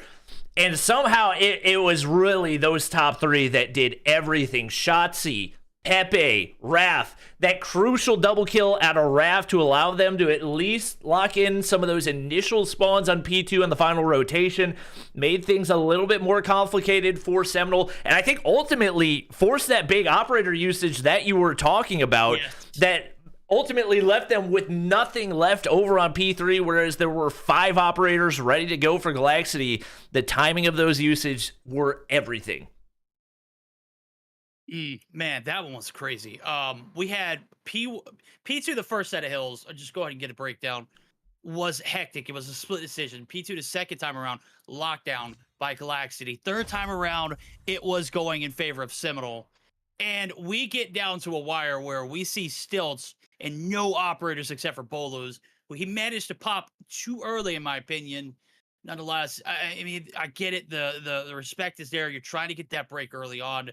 But they dumped out the whole entire kitchen rolling into the end of that P2. And ultimately, I've got to say that, as you mentioned, has to be where the turning point goes in favor of Kings and crew over at Simplicity. Yeah, that was maybe a little bit of hitting the panic button for Seminal whenever you see the spawns flip right there. They managed to lock things in, but whew, that was quite a map 1. We got everybody ready to go, so I think we're good for map number 2 as well. And Seminal going to be looking to bounce back right here. Obviously, Tunisia, lots of long lanes, so opportunity for the snipers to have a big impact. We'll see if they can make something happen right here and even up the series. Okay, well, we're definitely shaking after that one. We have, been waiting for an epic series to start. Letting off the backs of our first 2. Obviously, this is still technically the second one, so we're still trying to get our wits about us. I don't know what we just witnessed. That was by far one of the better Apocalypse maps we'll see. Obviously, still plenty of playoffs to be played. So, Tunisia going to be the deciding factor if Seminal are going to get involved with a win for themselves. They're going to be on the attack for the first 6 rounds, Bobby. Let's see what they can do. Whew, man, that's going to be a tough one to follow up right there, but we'll see if we can do it. It is going to be, interestingly enough, a B push off the start right here for Seminal, as Blur's going to go ahead and get the bomb planted. This is not a play that we see very often, at least from what I've seen in the Tunisia play, so we'll see if they can lock things down. Solo is going to get first blooded, but Jez takes down Raf. Blur taken out of the equation. Sniper's not really going to be allowed to have a big impact as Bolu takes down Jesus, but King's able to sneak on through into a 2v2, but space is going to drop it now all down to Jez. I don't think he's going to be able to get to the bomb in time. Not in position right here, and Kings should be able to lock things down. No, the double kill! Epic Kings! What are you doing? I mean, if we're going to waste that much time, at least hop the bomb. They both laid down. They were both staring at the middle lane, too. Oh, my God. I guess the last call out, Shotzi took that engagement in the middle of the map. And Jez literally being the game changer in that one. Wins the gunfight 2 times over. Once, I can't remember. And then Shotzi gets dropped as he chowed. And then the full wrap they never saw coming. B-side hit coming through, first blood coming through as well. Even though they don't have the player advantage, they're going to go ahead and stick the plant. So, play on the back burners of a retake here, 5v4 style. Bolu's got the corridor locked down. The connector trades are being made. Shotzi going to be left standing as well as Pepe. They are all hitting this site. Jez is down as well. No, Jez is still alive. Let's see what he can do here. Jez is alive. Anything's possible. They're trying to push him right now. You hear one off the bomb, and that time it's not going to happen. Raf's going to knife the body right there. And, I mean, you're happy to take the round, but Galaxy, there is zero reason that it shouldn't be a 2-0 lead right now.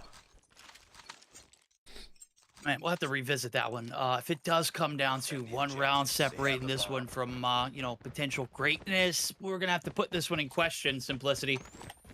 Okay, 3 rounds in a row. We're going to buckle up, strap up for a B-side hit. Pepe, he's got the intel. He's got the corridor locked down. Yet again, trying to take down Solo. This time, not so well, my friend. Bomb's going to be made all the way over. Blur trying to stick this one. He is going to lay it. And now it's going to be a clean 5v5. No map control here for the side of Galaxy. I am in question. Where are the snipers? Where are the ARs? There they are. Kings and Pepe opening up with 2 of their own. Jez, you're just a freaking nature, bro. Let's go. All right, switched away from Jesus at the worst time possible. Finally hits a shot. Solo on the top side. Going to get spotted out. He's in a 1v2 right here. Pepe, you probably don't want to peek that. Not a whole lot of HP to work with. He's going to peek it anyway. It's going to be Raf cleaning things up. I'm curious if we continue to see this B push, as Seminal has not looked strong in the retake at all, and the only reason they've been able to find a round so far is off that god tier double kill out of Jez. Gotta think they probably gonna start throwing some looks over toward the A site. Let's see what they do here. It just hasn't been the worst setup, Bob. It just hasn't been the best. They've had map control for days, it just haven't been one of the gunnies, and well, hey, sometimes it'd be like that. Right now, the only player hero on the B side is Pepe yet again. Solo gonna be able to clear the path. Bomb gonna get laid down yet again so quick. Let's see how they change. Let's see what kind of details are changed in this one now. It's 45 seconds left to go on the clock. It is another clean 5v5. Ooh, and Jesus gets the information right there. Saw Blur make his way into the corner, probably going to send the SMG to clear that out. You have one on the top side to deal with in solo, and the quickscope doesn't connect, and this is exactly what Seminal wanted. Everything going wrong at the worst time possible for Galaxy, and now left into a 2v5 with no information. I mean, you know somebody's on the inside of the bomb site, but it's all Raph in a 1v4 right here. Oh my gosh! Put space into the dumpster right there. But no time to clutch the rest of the round and get some audio cues, but not enough time to make anything happen. It should be Seminal evening things up right here.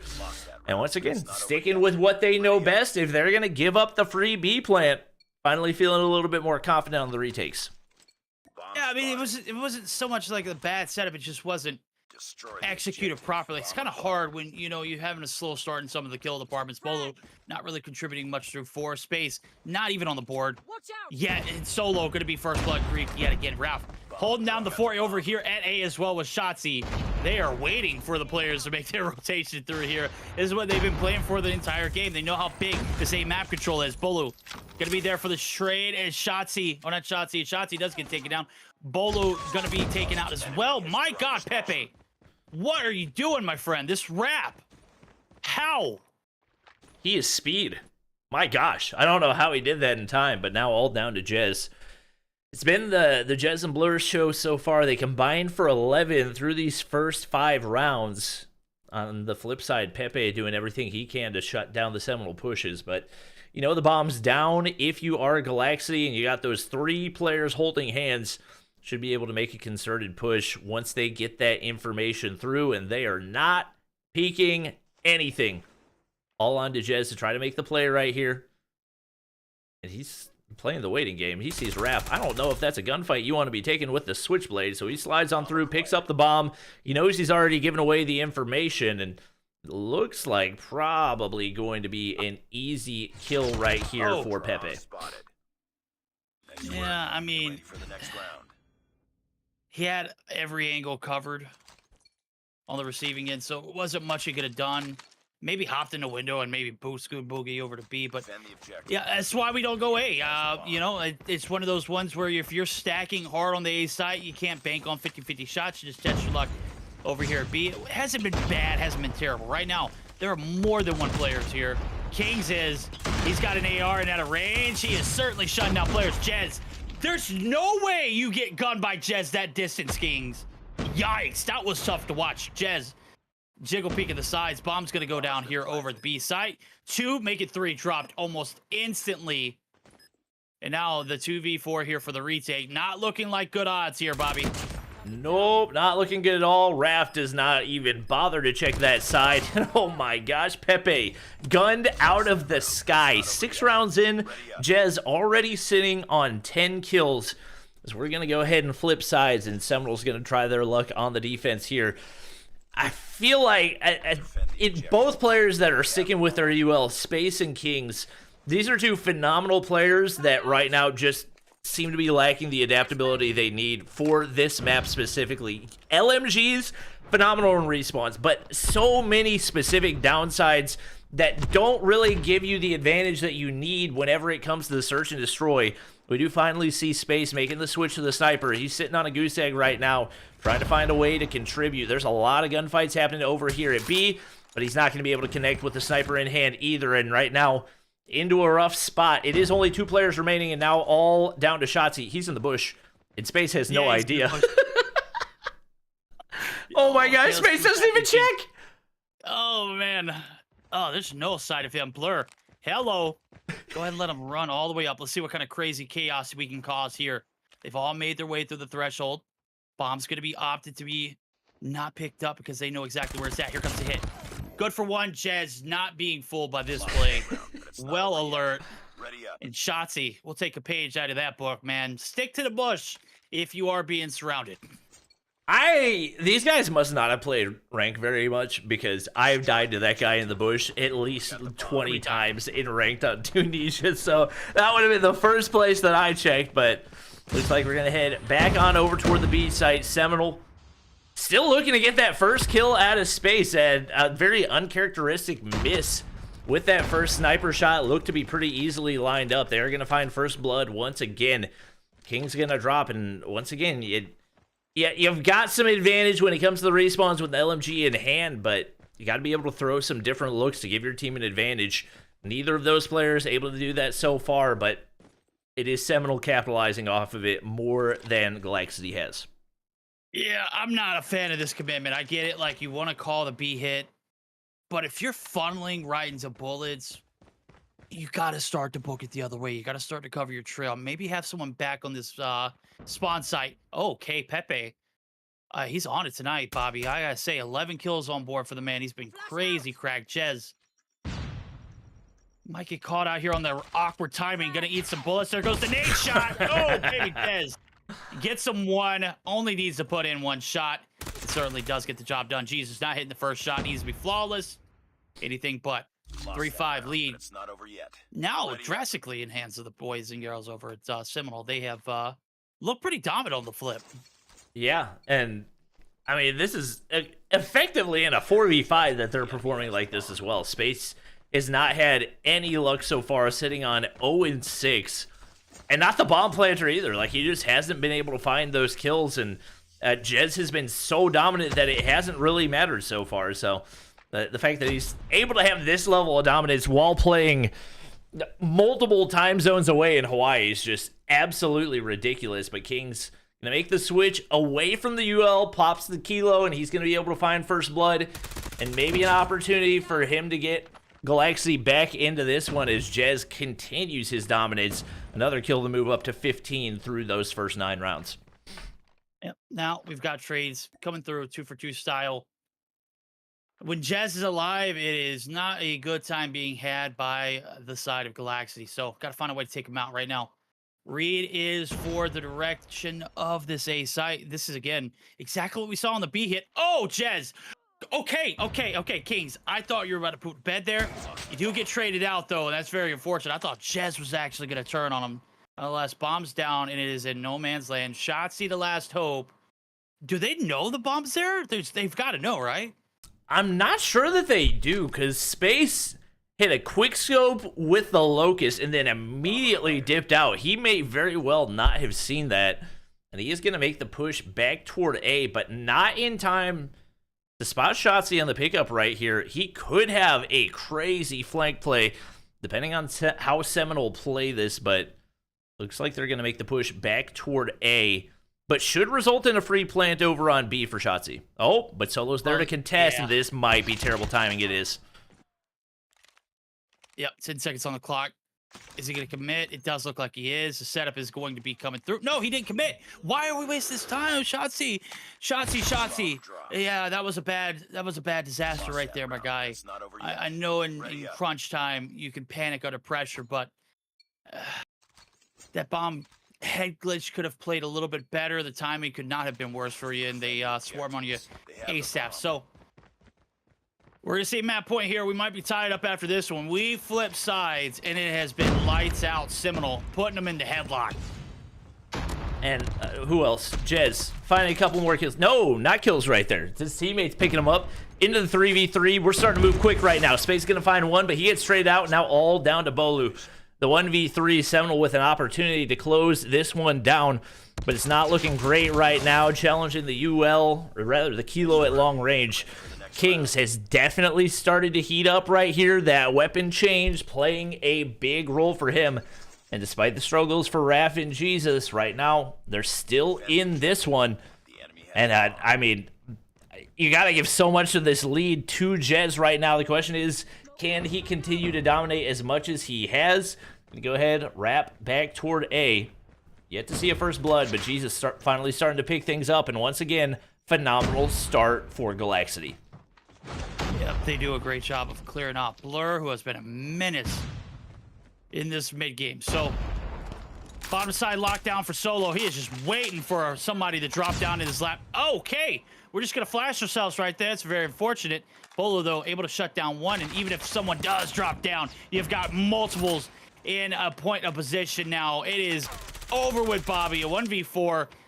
Jesus only has 4 kills to his name so far. That bomb is already being circulated. And Jez, he says, give me my 17th kill. We are tied up after the 7-4 victory. Seminal striking back quickly here to Surge. In the words of my man Blaze, he was jazzing on him in that one. Absolutely unfair. 11 rounds to pick up 17 kills, and wow, what a performance out of the world champion right there. Arguably one of the best players in the world, and showing exactly why. Whew. Dominant performance out of Jez, and once again, we even things up, and that's exactly where we want to be. Guaranteed that we're not seeing a sweep, which I am very thankful for, given the fact that the first 2 matches of the night were very, very underwhelming.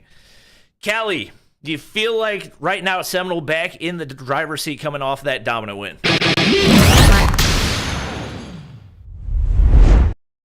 You're muted. You are muted. Oh my god, I got the MP. Okay, but yeah, I was talking about that Seminal. It has to be decided on that control game that we're gonna have a little bit earlier. But this win right here gives Seminal their 9 wins on the overall North America region. So 9 wins, 1 loss. It's a 90% win rate. Truly the best S&D team that we had so far here in North America. And Galactic Simplicity standing at the 3rd place. But I do think this Crossroads Strike is gonna be big. And in this map, you need to win your gunfights. And I do think Galaxia will have a little bit more advantage here. But Seminal, after that amazing performance from Jess, could have that momentum shift over to their side as we load into this game number 3 verdict. I completely agree. This is one of the stats that we completely overlooked as well. Knowing that Search and Destroys have been just absolutely dominated tremendously by the side of Seminal. If you're TLE, you're looking at these respawns to be your bread and butter. That Apocalypse game was too close to call. This Crossroads Strikes has to be convincing. You have the advantage of being on the defense rolling into it if it does go to around 5. So you got to start strong, you got to finish strong, and you got to pray that your A game is being brought to the table in that game 4. And well, honestly, for me, Bobby, Crossroads Strike, I've been looking way over towards many Garena scrims lately. It's starting to feel like the sides here doesn't really matter, as the teams just really have to win their close range engagements. Do you think that this is a neutral defensive offensive setup that we have here for this map? Yeah, I think the AR presence once again is going to play a big role. I think we saw that a good bit in the Korean and China matchups earlier, just because there are so many of those long lanes, especially overlooking that frozen lake. It's something that Seminal hasn't really been able to capitalize on in the matchups that we saw them playing on this map. Is they did seem to really focus on those inside building matchups rather than allowing the ARs and the LMGs to dominate the longer lane. So we'll see if they can make some adjustments, and especially on the defensive side, force the other team to play into them. It's something that we saw, especially one matchup fall apart really quickly, where they had a man advantage earlier in the season on the Crossroads Strike control, and it just kind of disappeared as they insisted on pushing out into those smaller lanes. And they lost the crucial SMG gunfights. They got an opportunity to extend this lead out right now. They've got some of the momentum as well. And right now, expecting that AR battle to continue. We saw Jesus try to step into that role. Did not have success at all on map number 1. And honestly, a lackluster performance on map 2. Again, he's definitely the X factor for me for this Galaxy side. All right, I think the games are ready, and I think we're about to start here. But before we even open it up, I want to know your guys' opinions on this. Who do you guys got winning this game number 3? Let's start with you, Verdict. With the lack of AR presence coming through in abundance there for the side of Galaxy, unless Kings is absolutely having his way, I don't see them being able to close this out. You mentioned that this map's a little bit more neutral. I see it if you play it perfectly on the defense. It is very lopsided if you make it. You've got to be able to get to those trigger points. You got to be able to get to those cutoff points, and you've got to play nuisance. I've got to roll with Seminal, though. All right, let the games get started. Oh, we're gonna be right back on through the webcam duo. I do think we're gonna have the iPad locked in, but guys, I want you guys to take it away. All right, I'm gonna let you take this off the start. Oh, good. The iPad is not. Don't worry, guys. We'll get this figured out. I believe everything should get pulled up here momentarily on the iPad. I'm going to let Verdict cast while we get the game loop back up and running. Hey, my game loop actually crashed. All right, I'm going to be casting for the iPad.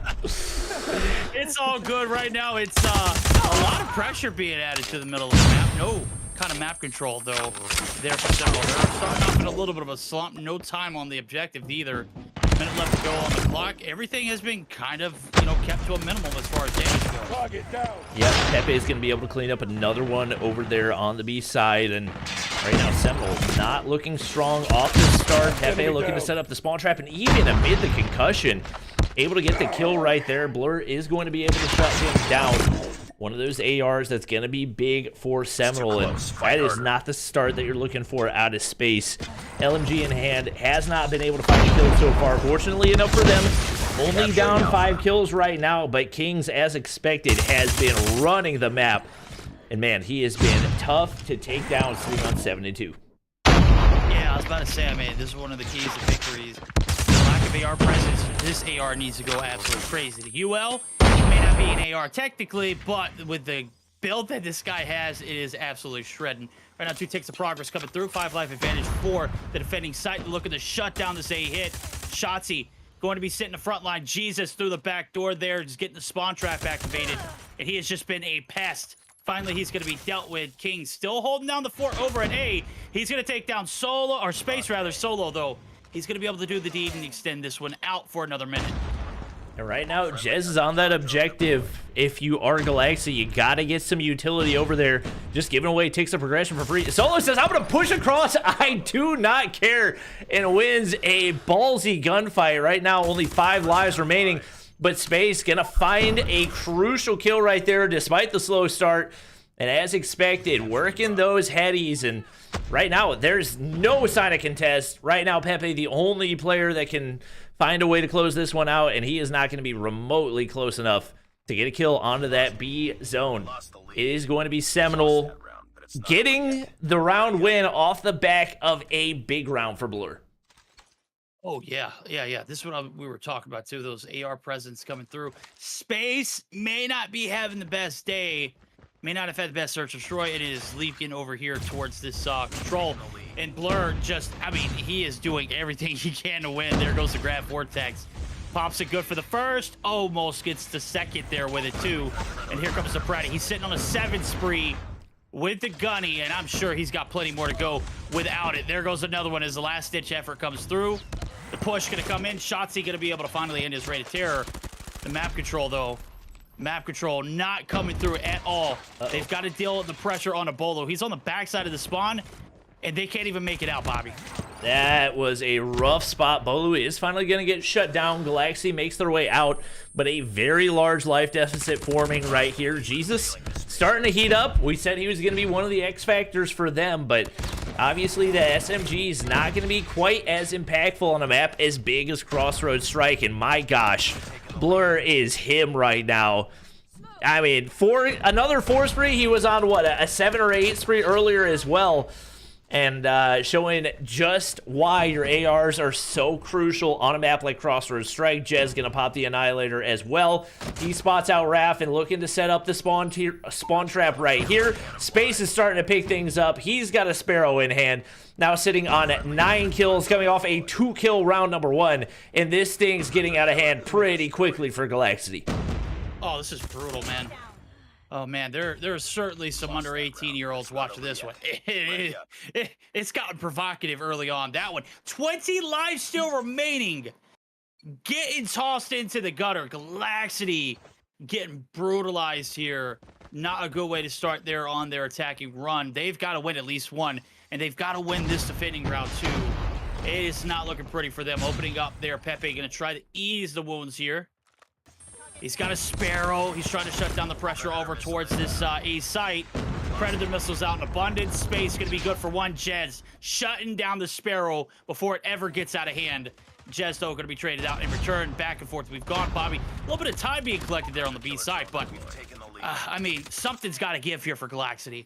Yeah, and this is where you start to see the experience play a little bit more of a role when you get into those rough spots. How do you respond? And right now, all we're seeing from Galactic is panic. They constantly make these pushes where they're putting themselves at a disadvantage, and Seminal content to just sit back. You let your ARs reign supreme, and anytime you need the SMGs to come through, they do exactly that. And Blur has been, for the most part, untouchable here on Crossroads Strike and continues to do it on another 4 spree. We've seen him do this 3 times already. He is sitting on 24-6, a 4 KD for the map, and he is absolutely running it. Man, he's doing this with an LK that has a red dot on it too, chat. You got those pay-to-win iron sights. Imagine what is possible, right? I mean, we had a Battle Pass skin that was actually pretty decent there too, but he's rocking the championship purple. You're gonna go ahead and seal the deal on B. Only 1 tech of progress needed. He's got the claw out for Bolu. We got Blur with devastation raiding in. This one, not even relatively close, Bobby. No. And, I mean, we watched the hard point. That was a banger of a hard point, but it seems like there's a lot of gas used there for Galactic, and they're going to need to use a whole lot more with the amount of steam that this Seminal team has built up. A very, very strong search and destroy, and then a control that was not remotely close at any point in the matchup. Yeah, I didn't even know that did the game start? It's already over. 3 rounds were that quick. Oh my god, bro, we are. I guess Shotzi was not proud of the performance because he left before the scoreboard, and I'm gonna be honest with you, I wouldn't be proud of that performance either, buddy. God night, that was about as negative as one can get. Your top performer was Jesus with 12 and 16. Well, it's tied between him and Kings. Those ARs had massive impacts, but those SMGs, they got picked apart.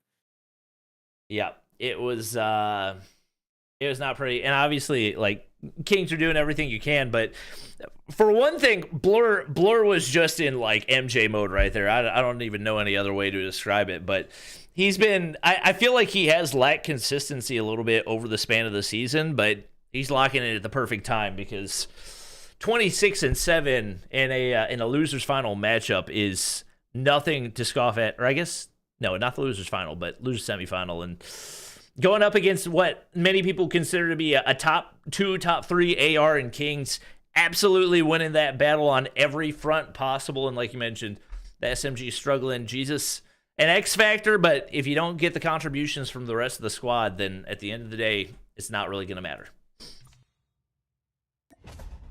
Okay, well, this could be the end of the line there for Kings and Gang. Galactic on the chopping block now, and how the tides have turned. We're heading over to Hacienda for game number 4. And I've got to be honest with you. If anything, if you're Galactic, you just completely forget about what we just saw in that control. It never happened, bro. That one might have been seen by how many viewers we got here in chat right now? A little under 600. But you just got to completely mentally erase that one out of existence. You can look back on it later on down the road, but tonight is your night to shine here in the hardpoints. You've got to be flawless. Yep, they got to go big. We said that these two, did they face off on this exact map mode combo as well in Seminal 1? They did. Yeah, they did. So, well, no, they did. Hold on. No, Seminal didn't win. Oh, they lost. Okay, they lost. Galactic. Oh no, wait, Seminal did. Never mind. Just kidding. Okay. I'm just kidding. I don't know why. Was that before or after Bolu's return? I want to say that was before. Okay. Because I feel like this team has definitely looked stronger since Bolu being added into the lineup as well. I think that 5th spot was very much up in the air. Is it going to be Cartels? Is it going to be, I think they had somebody else earlier in the season as well, and it was just kind of a rotating wheel of players. But having that like certified 5th player to lock things in and be consistent has definitely been a game changer. So it just makes it that much more difficult for Galactic, but at the same time, they're now in a position where your back's up against the wall, you got nothing to lose, and you got to put everything on the table.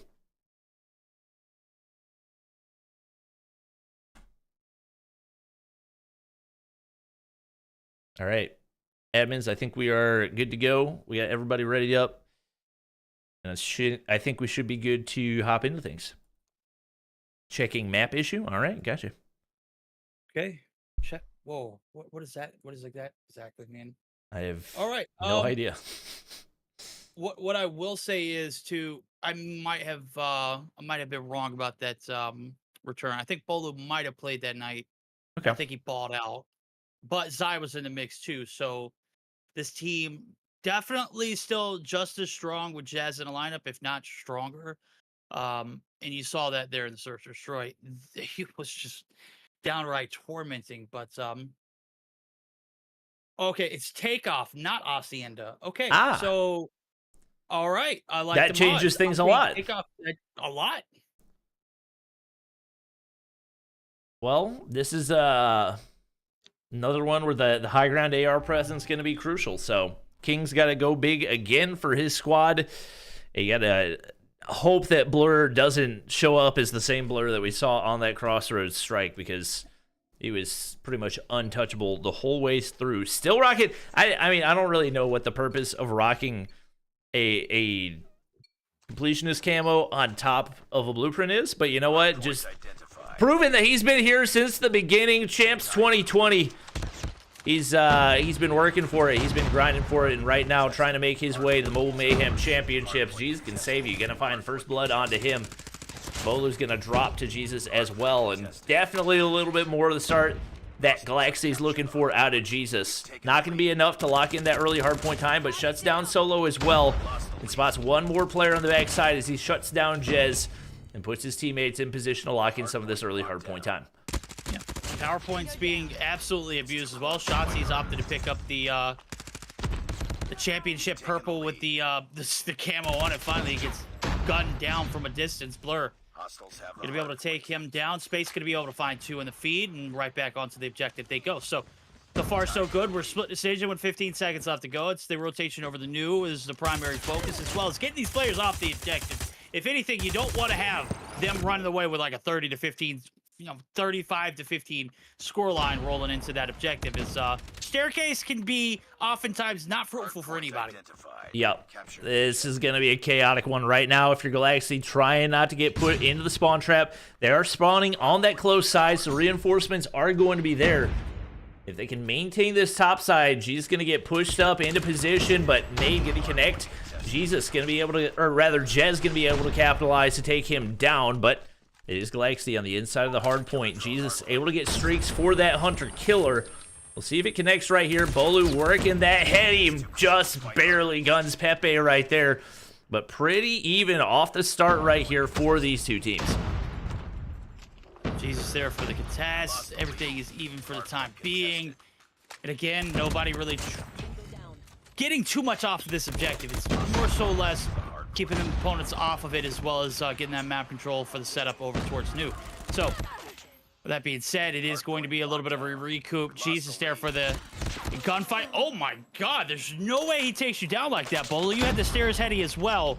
He had a jump shot that was nastier than Jordan as well. So, Jesus coming out in game number 4, absolutely shredding right now.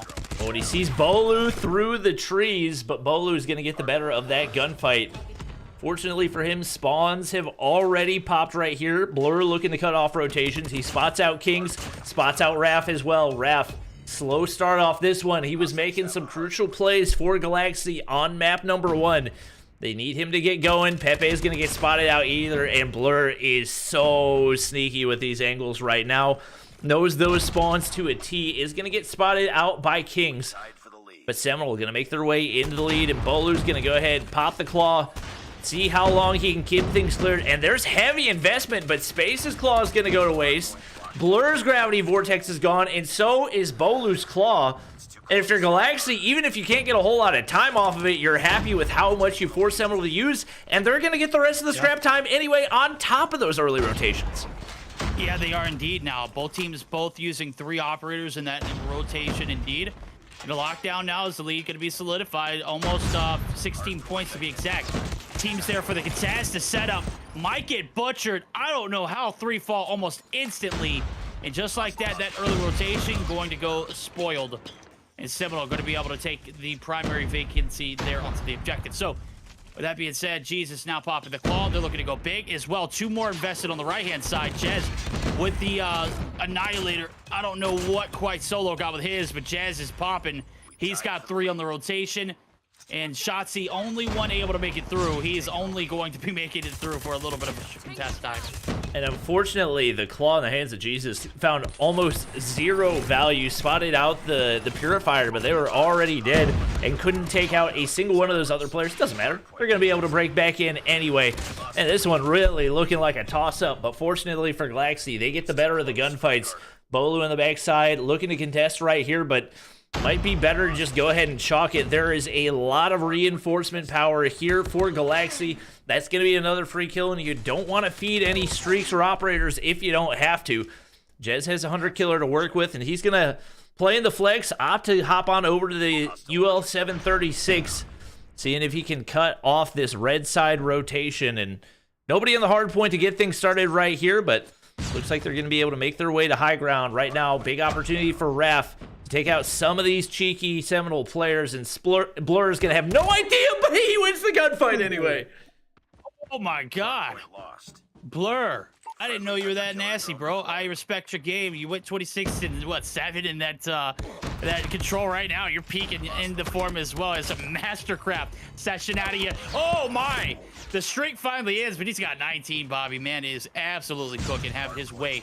The hill time, though, it's going to be collected in blue. And they are going to be able to happily capitalize on some of this objective time as they desperately need it. 15 seconds left to go. This game 4 deciding if we get to that game 5. It's got to be a simplicity win. If they are to take it, we will see the search and destroy. So 8 seconds left to go here on this objective. It looks like we're going to be at a dead even tie yet again, rolling into the P2 rotations. Yep, and Kings is not going to know. Bolu's still waiting there on the outside of the hard point. Big gunfight win. It's going to be early rotations for Galaxy. Bolu's got a lot of players he's got to push through, but able to take down the first right there. Space has a Sparrow in play. I don't think he meant to hop off right there. Would have been nice to be able to make the push in directly through, but does manage to take down Pepe and might be able to get some shots through the doorway, the window right there. Nothing connects, but it is going to be Seminal still in control of hard point. And this one constantly back and forth. Solo rocking the AK-117, not the gun I expected to see in Mobile Mayhem losers semifinals, but fortunately for him, Jez is there to reinforce it with the UL in hand. He's not going to be easy to take down. Galaxy back on the inside, and it is non-stop lead changes in this one. Yeah, I mean, God, it feels like we're playing soccer right now. I've been back and forth so much. I don't know who's going to stop the next goal. It's going to be back and forth yet again. Jesus up top. Oh, baby. Look at them shots. He's going to get a half, though, as King's going to get the credit for the full. He's got 2 on the board. Looking for 2 more. There's rotations going to be made. Bobby, what are we thinking? Listen-ins, team making the early rotation. Jez popping the Annihilator. Let's go ahead and jump in with Seminal. See how those comms are selling. All right. Mid. Man down, man down. One more man, help me. P1 dead. Nice. Just reinforce. Going to flash, man. I'm peeking. Man. 2 main, Sparrow. 3 main. 1 main, Sparrow. One more in the back. Just one as well. I'm popping my period. Give me a second. I cook. I can't see him dead. Maybe. Y'all died. That's one open. They're in middle. Fucking our spawn open now. One shot bottom right smoke. He won one side. Behind you. They got secret. And he's secret. Any dead. Nice. Man. Rotate. Look at the time. I'm going in the blue. They're gonna be hard rotating. Careful P2. Rotate, player. Go new. You know the back. One shot in the back. Right. Yeah. He's my left corner. One con. Here. P1 coming. Nice. Watch your weight. I don't know. One shot. There's 2 on us. Well, Solo in space absolutely directing the crew right there, and definitely a solid hold as well as solid rotation as they're now in position to try to shut down Jesus. He's got a claw in hand, looking to push on in. I don't think he realizes space is in the corner right here, but he gets the kill anyway, and that's going to be a crucial one to allow them to lock in some of this early hard point time once again. I mean, even with those big holes on P3, and you heard the comms, the traffic control absolutely locked down, still not a big advantage. As a matter of fact, the lead, it's still in the hands of Galaxy, and they are running the way with it here in P4. They're getting outslayed like crazy. They've got multiple players at -10. Yeah, but hey, it's not about it's all about the objective. It's not about the TDM. Kills don't matter here. You got to be on the objective. In Galactic, they just happen to play the objective to a T. Oh, big shots out of Blur right there through the smoke, able to connect. It's going to allow the team to push back in, but with only 13 seconds to be found on this hard point, you got to think Galactic not too concerned with picking up the rest of the time. Pepe said, you know what, I'll push in anyway. Does pick up that kill in a couple seconds, won't hurt at all. Right now, he's got two players on the opposite side, Bolu and Jez. I don't know why you're fighting for the hard point time right here. You have no high point control right now, but might be able to get the read on the spawns. It is going to be big shots onto Kings, but Sai is going to be there for the trades, and nobody on the hard point for either team. Power position is going to be crucial. We see Blur locking down one of them, and he's going to need to get cleared out unless we just decide, you know what, we're just going to smoke off everything. Don't even worry about the power position. Shotzi, it does get the information right there, but Blur is going to be an absolute pest until they get him cleared out from this top side. Yeah, and if anything, now you just got to look at the rotation as well as try to just even contest. You don't necessarily have to take the player out. If you're Galactic, your goal is to waste as much time as possible, not allowing these teams to get all of that free hardpoint time. Right now, their job's not being done to a T. Ralph finally going to be able to hop the hill himself. And they may not have the power positions, but, you know, you don't have to run circles around them in order to keep this lead. They're going to be able to maintain it. Rotation over to P2. Bobby, we haven't heard since that first series from Galactic. Let's go ahead and jump on down there to see how the morale is now with a 20-point advantage. All right. I'm watching back, ticket. No, ticket in stadium. Got it. Take a window. Push up the stairs now. Got a for you. One on back city, back city. I'll stay to you. Watch your window. Kings, let me know if you need help. Come on. One down yellow. There's two mid stairs. No, bro, how the fuck We you got it. ATM.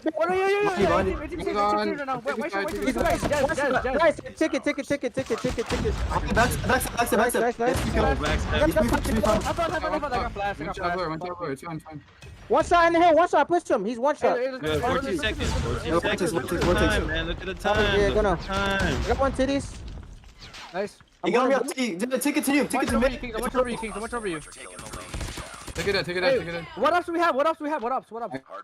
I mean, Kings just silently slaying the entire team. That was one of the cleanest Annihilator feeds that you will see. And despite all the kills coming through for Seminal right here, it is still going to be Galactic rotated out early, but they get completely wiped off. And now Space, Sparrow in hand, has an opportunity to take out even more. Heavily contested. Smokes everywhere on the inside of the hard point.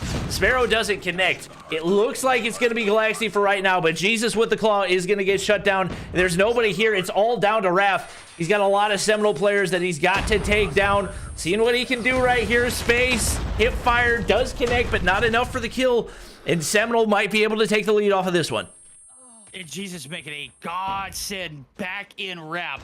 And I don't know if this is going to pay off. He's the only one here. The spawns are going to lock down for this new rotation. We see Pepe right there in it now. Is Jesus still up top? No, he's shut down. He's dealt with.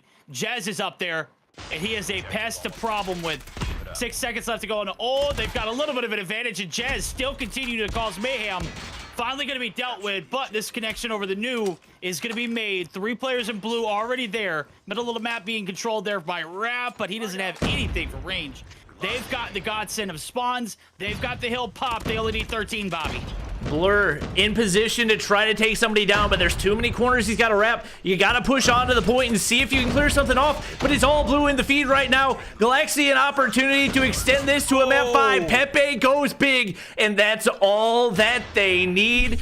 The UL in the hands of Kings. We knew it is going to be crucial, and he goes big with 43 to lead the way for his squad. The slaying was heavy for the side of Seminal, but it was not enough to lock in the win. And what a clinical display of hard point out of the Galactic squad. Yo, Kings. Yo, mad respect. I think he got 6 out of that Annihilator. I think he did. I don't think he missed a bullet. Yeah, he hip fired one of them. Yeah. I was like, oh, it was hip fire to the head. It It hit him in the head. Oh my God, bro. He's something different, man. And all that, and they still didn't even capitalize more than like 15 seconds off of that objective. But, I mean, to be fair, I don't think we saw anybody lock down any hill time north of 20 seconds on any of these rotations. It was just absolute chaos the entire time. I think you look over at Seminal, like, if your main AR in space is having to pick up more hardpoint time than anybody else on the squad, you got to kind of reevaluate the way that you're playing. Like, he is not able to play the positions that he needs to if he's playing the inside of the hardpoint, and that feels very, very much like a chemistry issue for that squad. So many kills. They were positive, what, +8, plus another 7, so that's 15, plus another 18, so that's 35, minus 3, that's 32, minus 7. So basically, what, plus 28 in the kill department, and you still can't muster a win. This is all players that have played in Stage 5, and you feel like the obviously chemistry is not something that you can force, but just with the amount of experience that you have, you got to make smarter plays to be able to capitalize on those kills. Well, I'll go ahead and tag along that one. They got a lot of talkers, Bobby. They don't have a lot of doers, and I think that could be something that, you know, they need to evaluate. You heard all of the traffic control coming through. Space is chiming in. Solo always giving his tidbits of information. He knows what's going on. A lot of knowledge up there. But who's gonna be the guy that just gets their sleeves knocked up and just gets absolutely grimy in the trenches? I don't know if they've got that player. They certainly don't got it out of Blur Space or Solo. They're not the guys. Solo's your hitman. Jazz is your flex. Bolo, I mean, it's crazy to see him take a back seat. But the personality of this team could be a problem when it comes down to objective-based games like this. Yeah. Well, fortunately for Seminal, like Callie said, they are the best search and destroy team in North America. And Callie, you said they've only dropped one search and destroy map all season? Yeah, they played 10 games, 9 wins, 1 loss, and that's a 90% win rate. And only one team managed to defeat them, and I think it was on the final day of the group stage where they had to go up against LG where they had Skizzle, and Skizzle did not really play great at that day. So like, that's their only loss. All right. Well, that's a great sign for Seminal. If you're Galactic, on the bright side, you're playing Express, and nobody in North America is super comfortable on this map. We saw Luminosity get absolutely steamrolled by TLE here, and definitely has a very different play style from a lot of the S&D maps that these guys are used to. So if you're Galactic, at the bare minimum, you can take solace in the fact that hopefully Seminal has not gotten a whole lot of reps on this one. It might be able to make something happen. You got to feel like, depending on the sides that get played, Jesus has got to go big with the sniper, or Raph has got to be making those cheeky plays with the SMG, because especially if both teams opt to go for that bottom side full push, hope you get the best of the gunfights, you've got to be on point in every single one of those. We'll see if they can do it and find a way to make it into the losers finals. Yeah, and I think when I cast with Day, he makes a very valid point. When you're choosing your map bans throughout the season, obviously some of these newer maps don't make it through, okay? And you're not going to get a lot of reps. And you're not going to get scrims against teams on a map like this. You can only watch so much VOD. You've actually got to partake in it to see what's going to work out. And knowing that we haven't seen either of these teams play in a best of 5, you're going to see maps that you're not used to playing. Express is one of them, and I think it's only fitting that we see this one that has gone the distance and on a map that we have no idea what's going to happen. Yep. Got all of our players ready up. We are good to go. Map number 5, we were hoping for it. These teams have absolutely delivered. Oh, baby. It should be a juicy one right here, as it is going to be bomb on the side of Seminal to get things started. Okay. Well, we saw TLE get, absolutely blasted on this map. The only time we saw it all throughout the regular season. And right now, it wasn't very, very convincing for them. Their defense was lackluster. Their attack, they didn't find one round. So We're going to see the strats come through. It's going to be a hit over towards the A side of things. Shotzi is there in a prime position to find 2 on the cut. He's going to get right back into the train. Jazz going to shut him down, though. Trades are going to be had, 1-for-1 style. Bomb still committed over to the A side. And Pepe takes on 2, doesn't get 1. Right now, King's overlooking the bomb, but Jez going to be able to get the plant. Blur, Rytek in hand. Not the weapon that I expected to see, but you can make it work. You got to do what you got to do. Is 3-man retake to the 4 players of Seminal right here. And wow, what a shot at a Blur. He's going to be able to drop Jesus all down to Raph. Hit marker, but that should be all the information that you need. A little dig to the head right there. And as expected, the #1 search and destroy team in North America off to a hot start.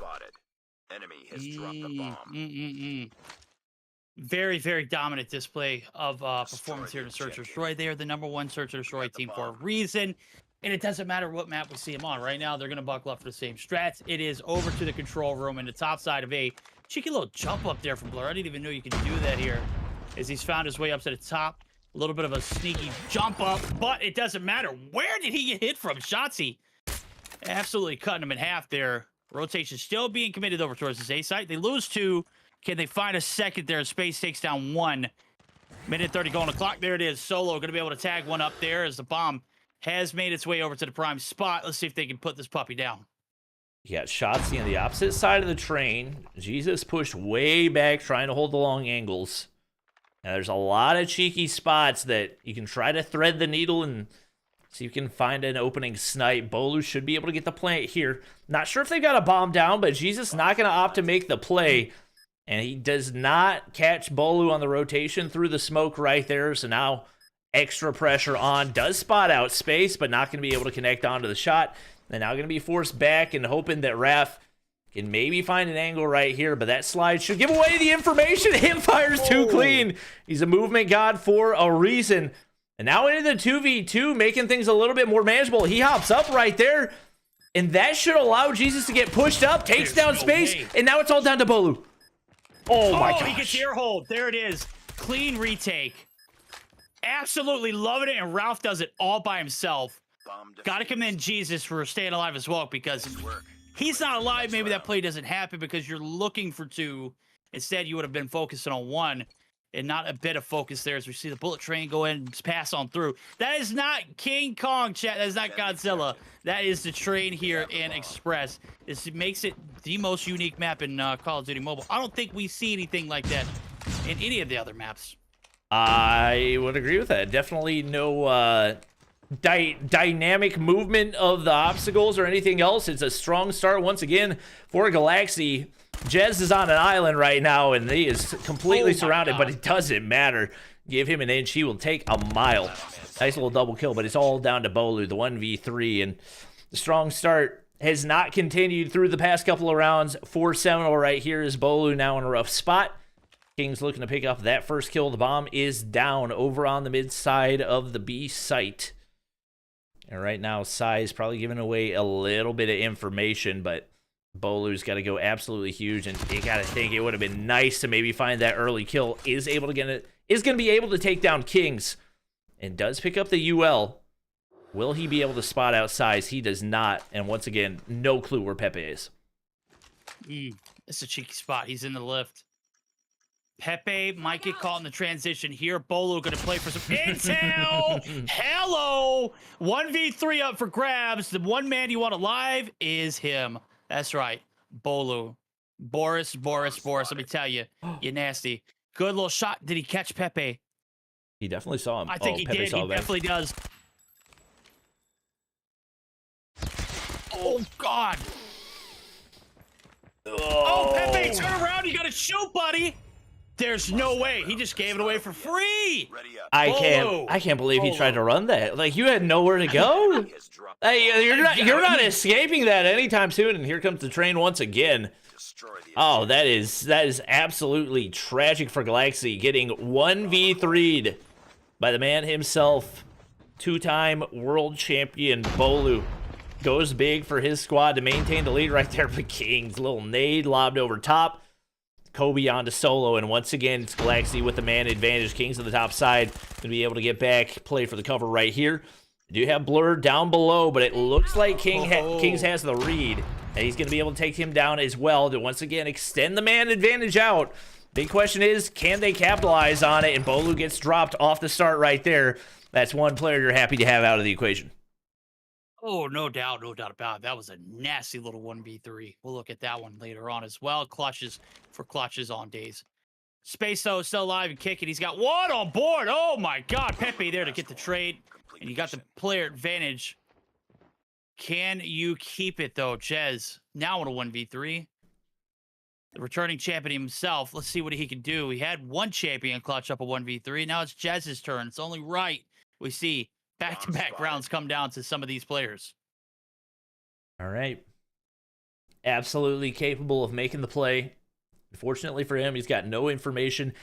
Doesn't really seem like Galaxy knows where the bomb is down. Nobody playing close to it right now, or maybe they're just happy to give it up. Nobody waiting up in that top side, so Jez going to be able to pick it up and take the high ground. We start to see the wrap back toward the A site, but Shotzzy doesn't see him. But, oh, no trigger discipline! No. Jez, you can't give away that information for free, and now, with only 16 seconds remaining, his only real hope is that the train takes down 3 Galaxy players at the same time. It doesn't happen right there, and they come flooding on through. No time for him to get the bomb down. The nade connects as well, and Pepe's there to clean it up.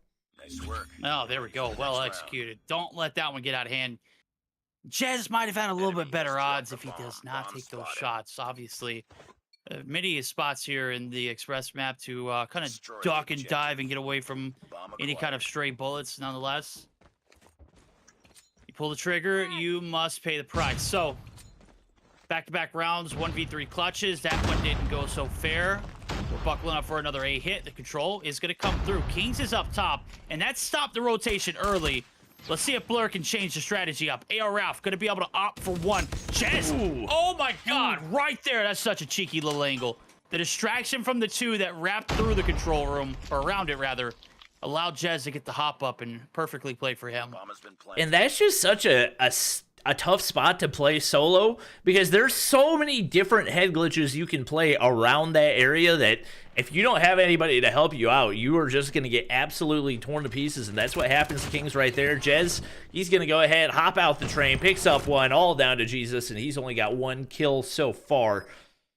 Might be able to spot out Jez right here, but man, timing could not have been any worse. Is going to be able to take down Blur and goes for the hop up right here, but with only 14 seconds remaining, it's just not enough to make the clutch happen. Doesn't get eyes onto Jez, and that should be enough for Seminal to clutch up the round and once again take the lead. Yep.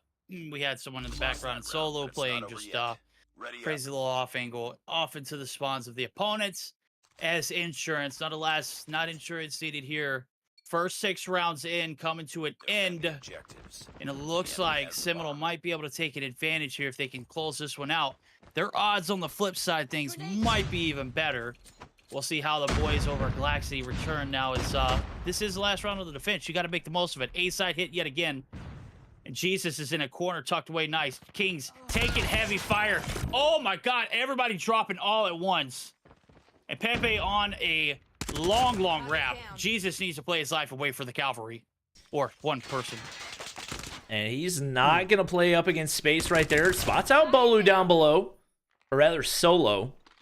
This would be an ace and effectively a 1v4 were he to make it happen. But everybody on Seminol's got the information, and he's just kind of playing the waiting game right now. I don't know why Blur is in a position where you could possibly get gunned down. So the 1v4 is now down to a 1v3. I don't know that they... Oh my gosh, nearly had the play, but doesn't see Bolu on the head glitch. And maybe if he looks a little bit closer, might have been able to make something happen. But now Seminal only 3 rounds away from shutting this one down and taking the win. We'll see if they feel as confident here on the defensive side, and it is going to be a full send on over to A for Galaxy. Well, they're going to be met by 3 very, very highly skilled Seminal players to hits on those shots. He's taking down 1. Blur's gone for Raph. Kind of like those numbers if you are on the side of Seminal. They're going to remain with their advantage. No, Shotzi, he's an elusive little sucker. I don't know how you got away unharmed and up top without being hurt. So Jez, Space, left in a clutch position, 2v4 style. Jez has 9. If he can find at least 2 of these guys and Space collapse for the other 2, maybe we'll see something crazy happen. Oh, Jez is already eating bullets, so the retake already off to a rocky start. A weird angle for Space to try to play. He drops down, but Pepe gets the better of the gunfight. Now all down to Jez. 1v4 is going to be able to spot out Pepe. And it's not hopeless yet by any means, but if Galaxy plays this right at all, they should be able to get the win. But Jesus, with the head glitch advantage, is going to drop anyway. Jez, unfortunately, only 10 seconds to work with. And if you're Galaxy, all you have to do is not challenge. Not enough time for Jez to clutch things up right here. He's not losing any of these gunfights, but unfortunately, he is going to lose the round. Galaxy keeping things close right here as they now sit down only 1 round. Oh my God, Jez, looking like it could have been doable there. But like I said earlier, you've got to have a little bit of support there. Space going down early, not a good sign. And didn't take any bodies with him right now. Jez, the man with a plan, he's got 12. He has been absolutely killer here in the search and destroys. He's already in double digits with 12. 2 drop instantly there. Blur going absolutely crazy himself. And this is going to leave the hit very, very wounded. Solo with the hop down. It's all on the Jesus. He gets the turnaround. But again, it's a 1v4 here for the Ace. Yeah, that ain't happening. Yeah, it was pretty much dead from the start there for Galaxy. They get picked apart. And obviously, huge opener by Blur to make life difficult for them and really disperse any sense of a push. Looks like for the first time, they're actually going to full send on over to the B side. Blur's going to throw a flashbang for the information, but I don't think he gets anything off of it right there. I don't know why Shotzi's peeking around that corner. Those are not head glitches you want to go up against. And Rap's going to full send it. Jesus gets a kill out of it, but a little bit of an unnecessary sacrifice. Bolu here to try to clutch in a 1v3 once again. He's done it one time already, but isn't going to get the read onto Pepe. Another big kill right there, and Galaxy doing everything they can to make sure this one does not come out of reach. And if I had to guess based on how that one, probably going to throw another look over toward B. Maybe not a full commit for them, but definitely got a lot of value off of that one, catching Seminal off guard. Yeah, Space on an island right here. Oh, however, he is putting in shots. Jez for 3. And the recipe for success, you got to take this man down. He's a giant in these waters. The round's over with. B shoulder thrown. Absolute fail, Bobby. Only 1 kill on the board. And I just started talking, man. What's going on? Hey, you can't end here. We're on match point. Seminal, the best team in all of Call of Duty Mobile here in North America for Search and Destroy. It's looking pretty evident. I mean, Jez is Himothy. Sitting on a 3 KD here in Search and Destroy. Doing everything he can to get his team the win, but he's going to be chilling a bunch of ARs across a very long angle. Fortunately for him, Space and Blur are there to pick up a couple. He's just going to keep on spraying. Space going to drop. Bolu, solo, left to try to clutch up. Fortunately for them, they've only got 1 player left to deal with in size. Bomb is down. Solo gets the necessary information, but he chows the UL. I don't think he realized that he had that in hand. And now an opportunity for size. 10 kills on the board. You got a minute and 15 seconds to work with. You can kind of play time right here, try to get some information. But at some point, you got to make that play for the bomb. Yeah, you do. Bolu on the trail is since gone cold. Shotzi nowhere in sight. Look at this Rap. If he can get across this little breezeway without being spotted, he might have a higher odd. Bolu knows what's up for stakes. He's going to go ahead and double back, and he's going to play the top side of this staircase and wait for the hit. Shotzi going to do everything he can to cover off this cover. You're going up against a world champion 3 times to be exact. This is certainly got to be a little nerve-wracking. Bomb's going to be collected here? No. He's playing for a little bit more info in this one. I mean, you could cut the tension with a knife right now.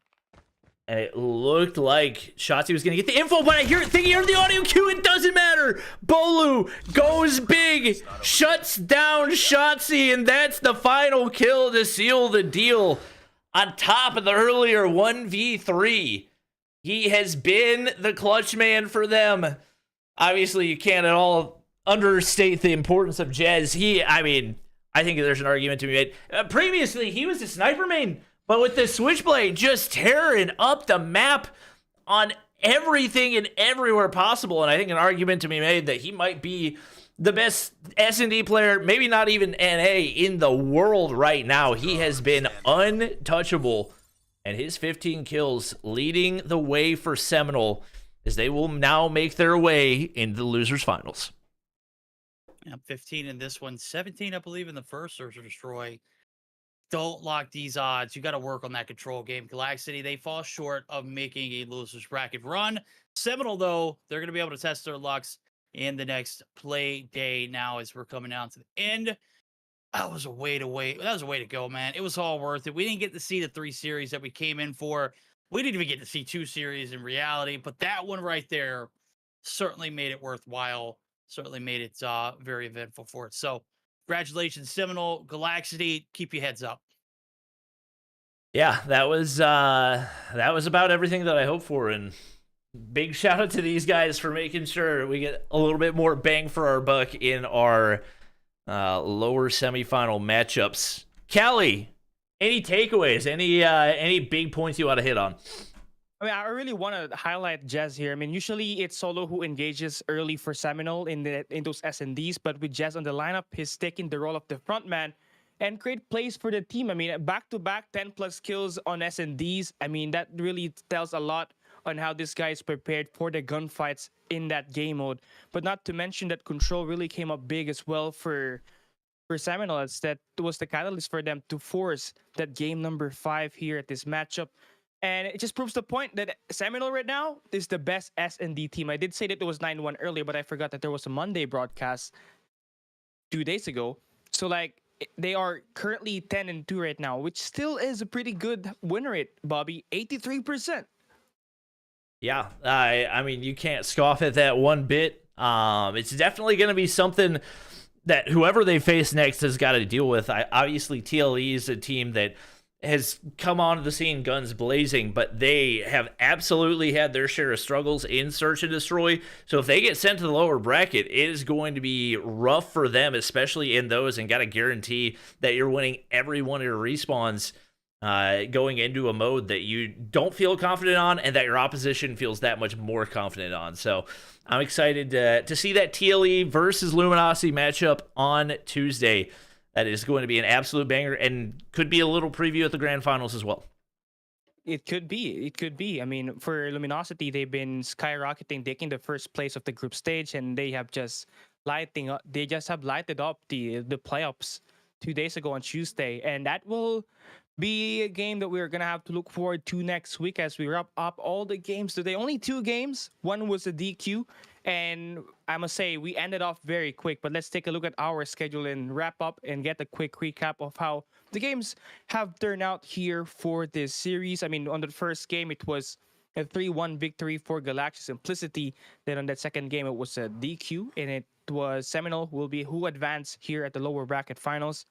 And yeah, Seminal will be the team to make it alive here at the lower bracket, and they will be waiting for whoever wins up against the upper bracket, which will be featuring Luminosity and the squad of TLE Esports. And, well, now we have 3 here.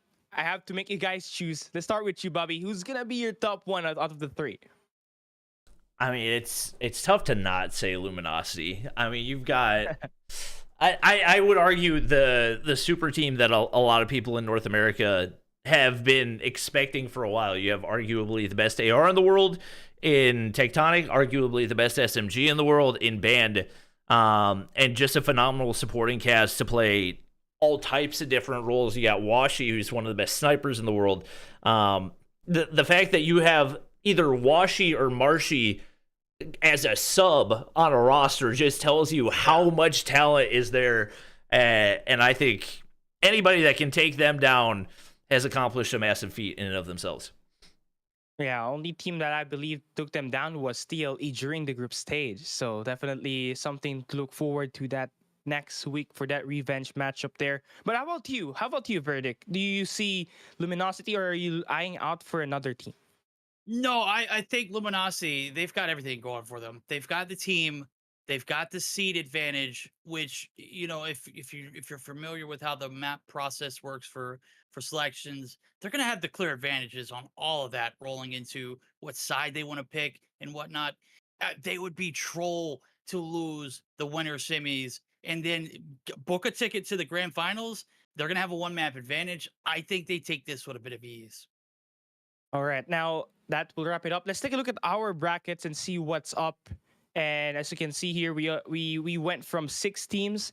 Now we are down to the final 3 teams, as we're gonna see that updated real quick. It's gonna be Luminosity, TLE Esports, and Seminal as the final 2 teams standing here. And you guys must stay tuned on Tuesday to see what's up and who will be crowned as the champions as we play the finals on that game. And of course, that will be all on behalf of Bobby and Verdict. Thank you guys for having us here. See you guys on to the next one.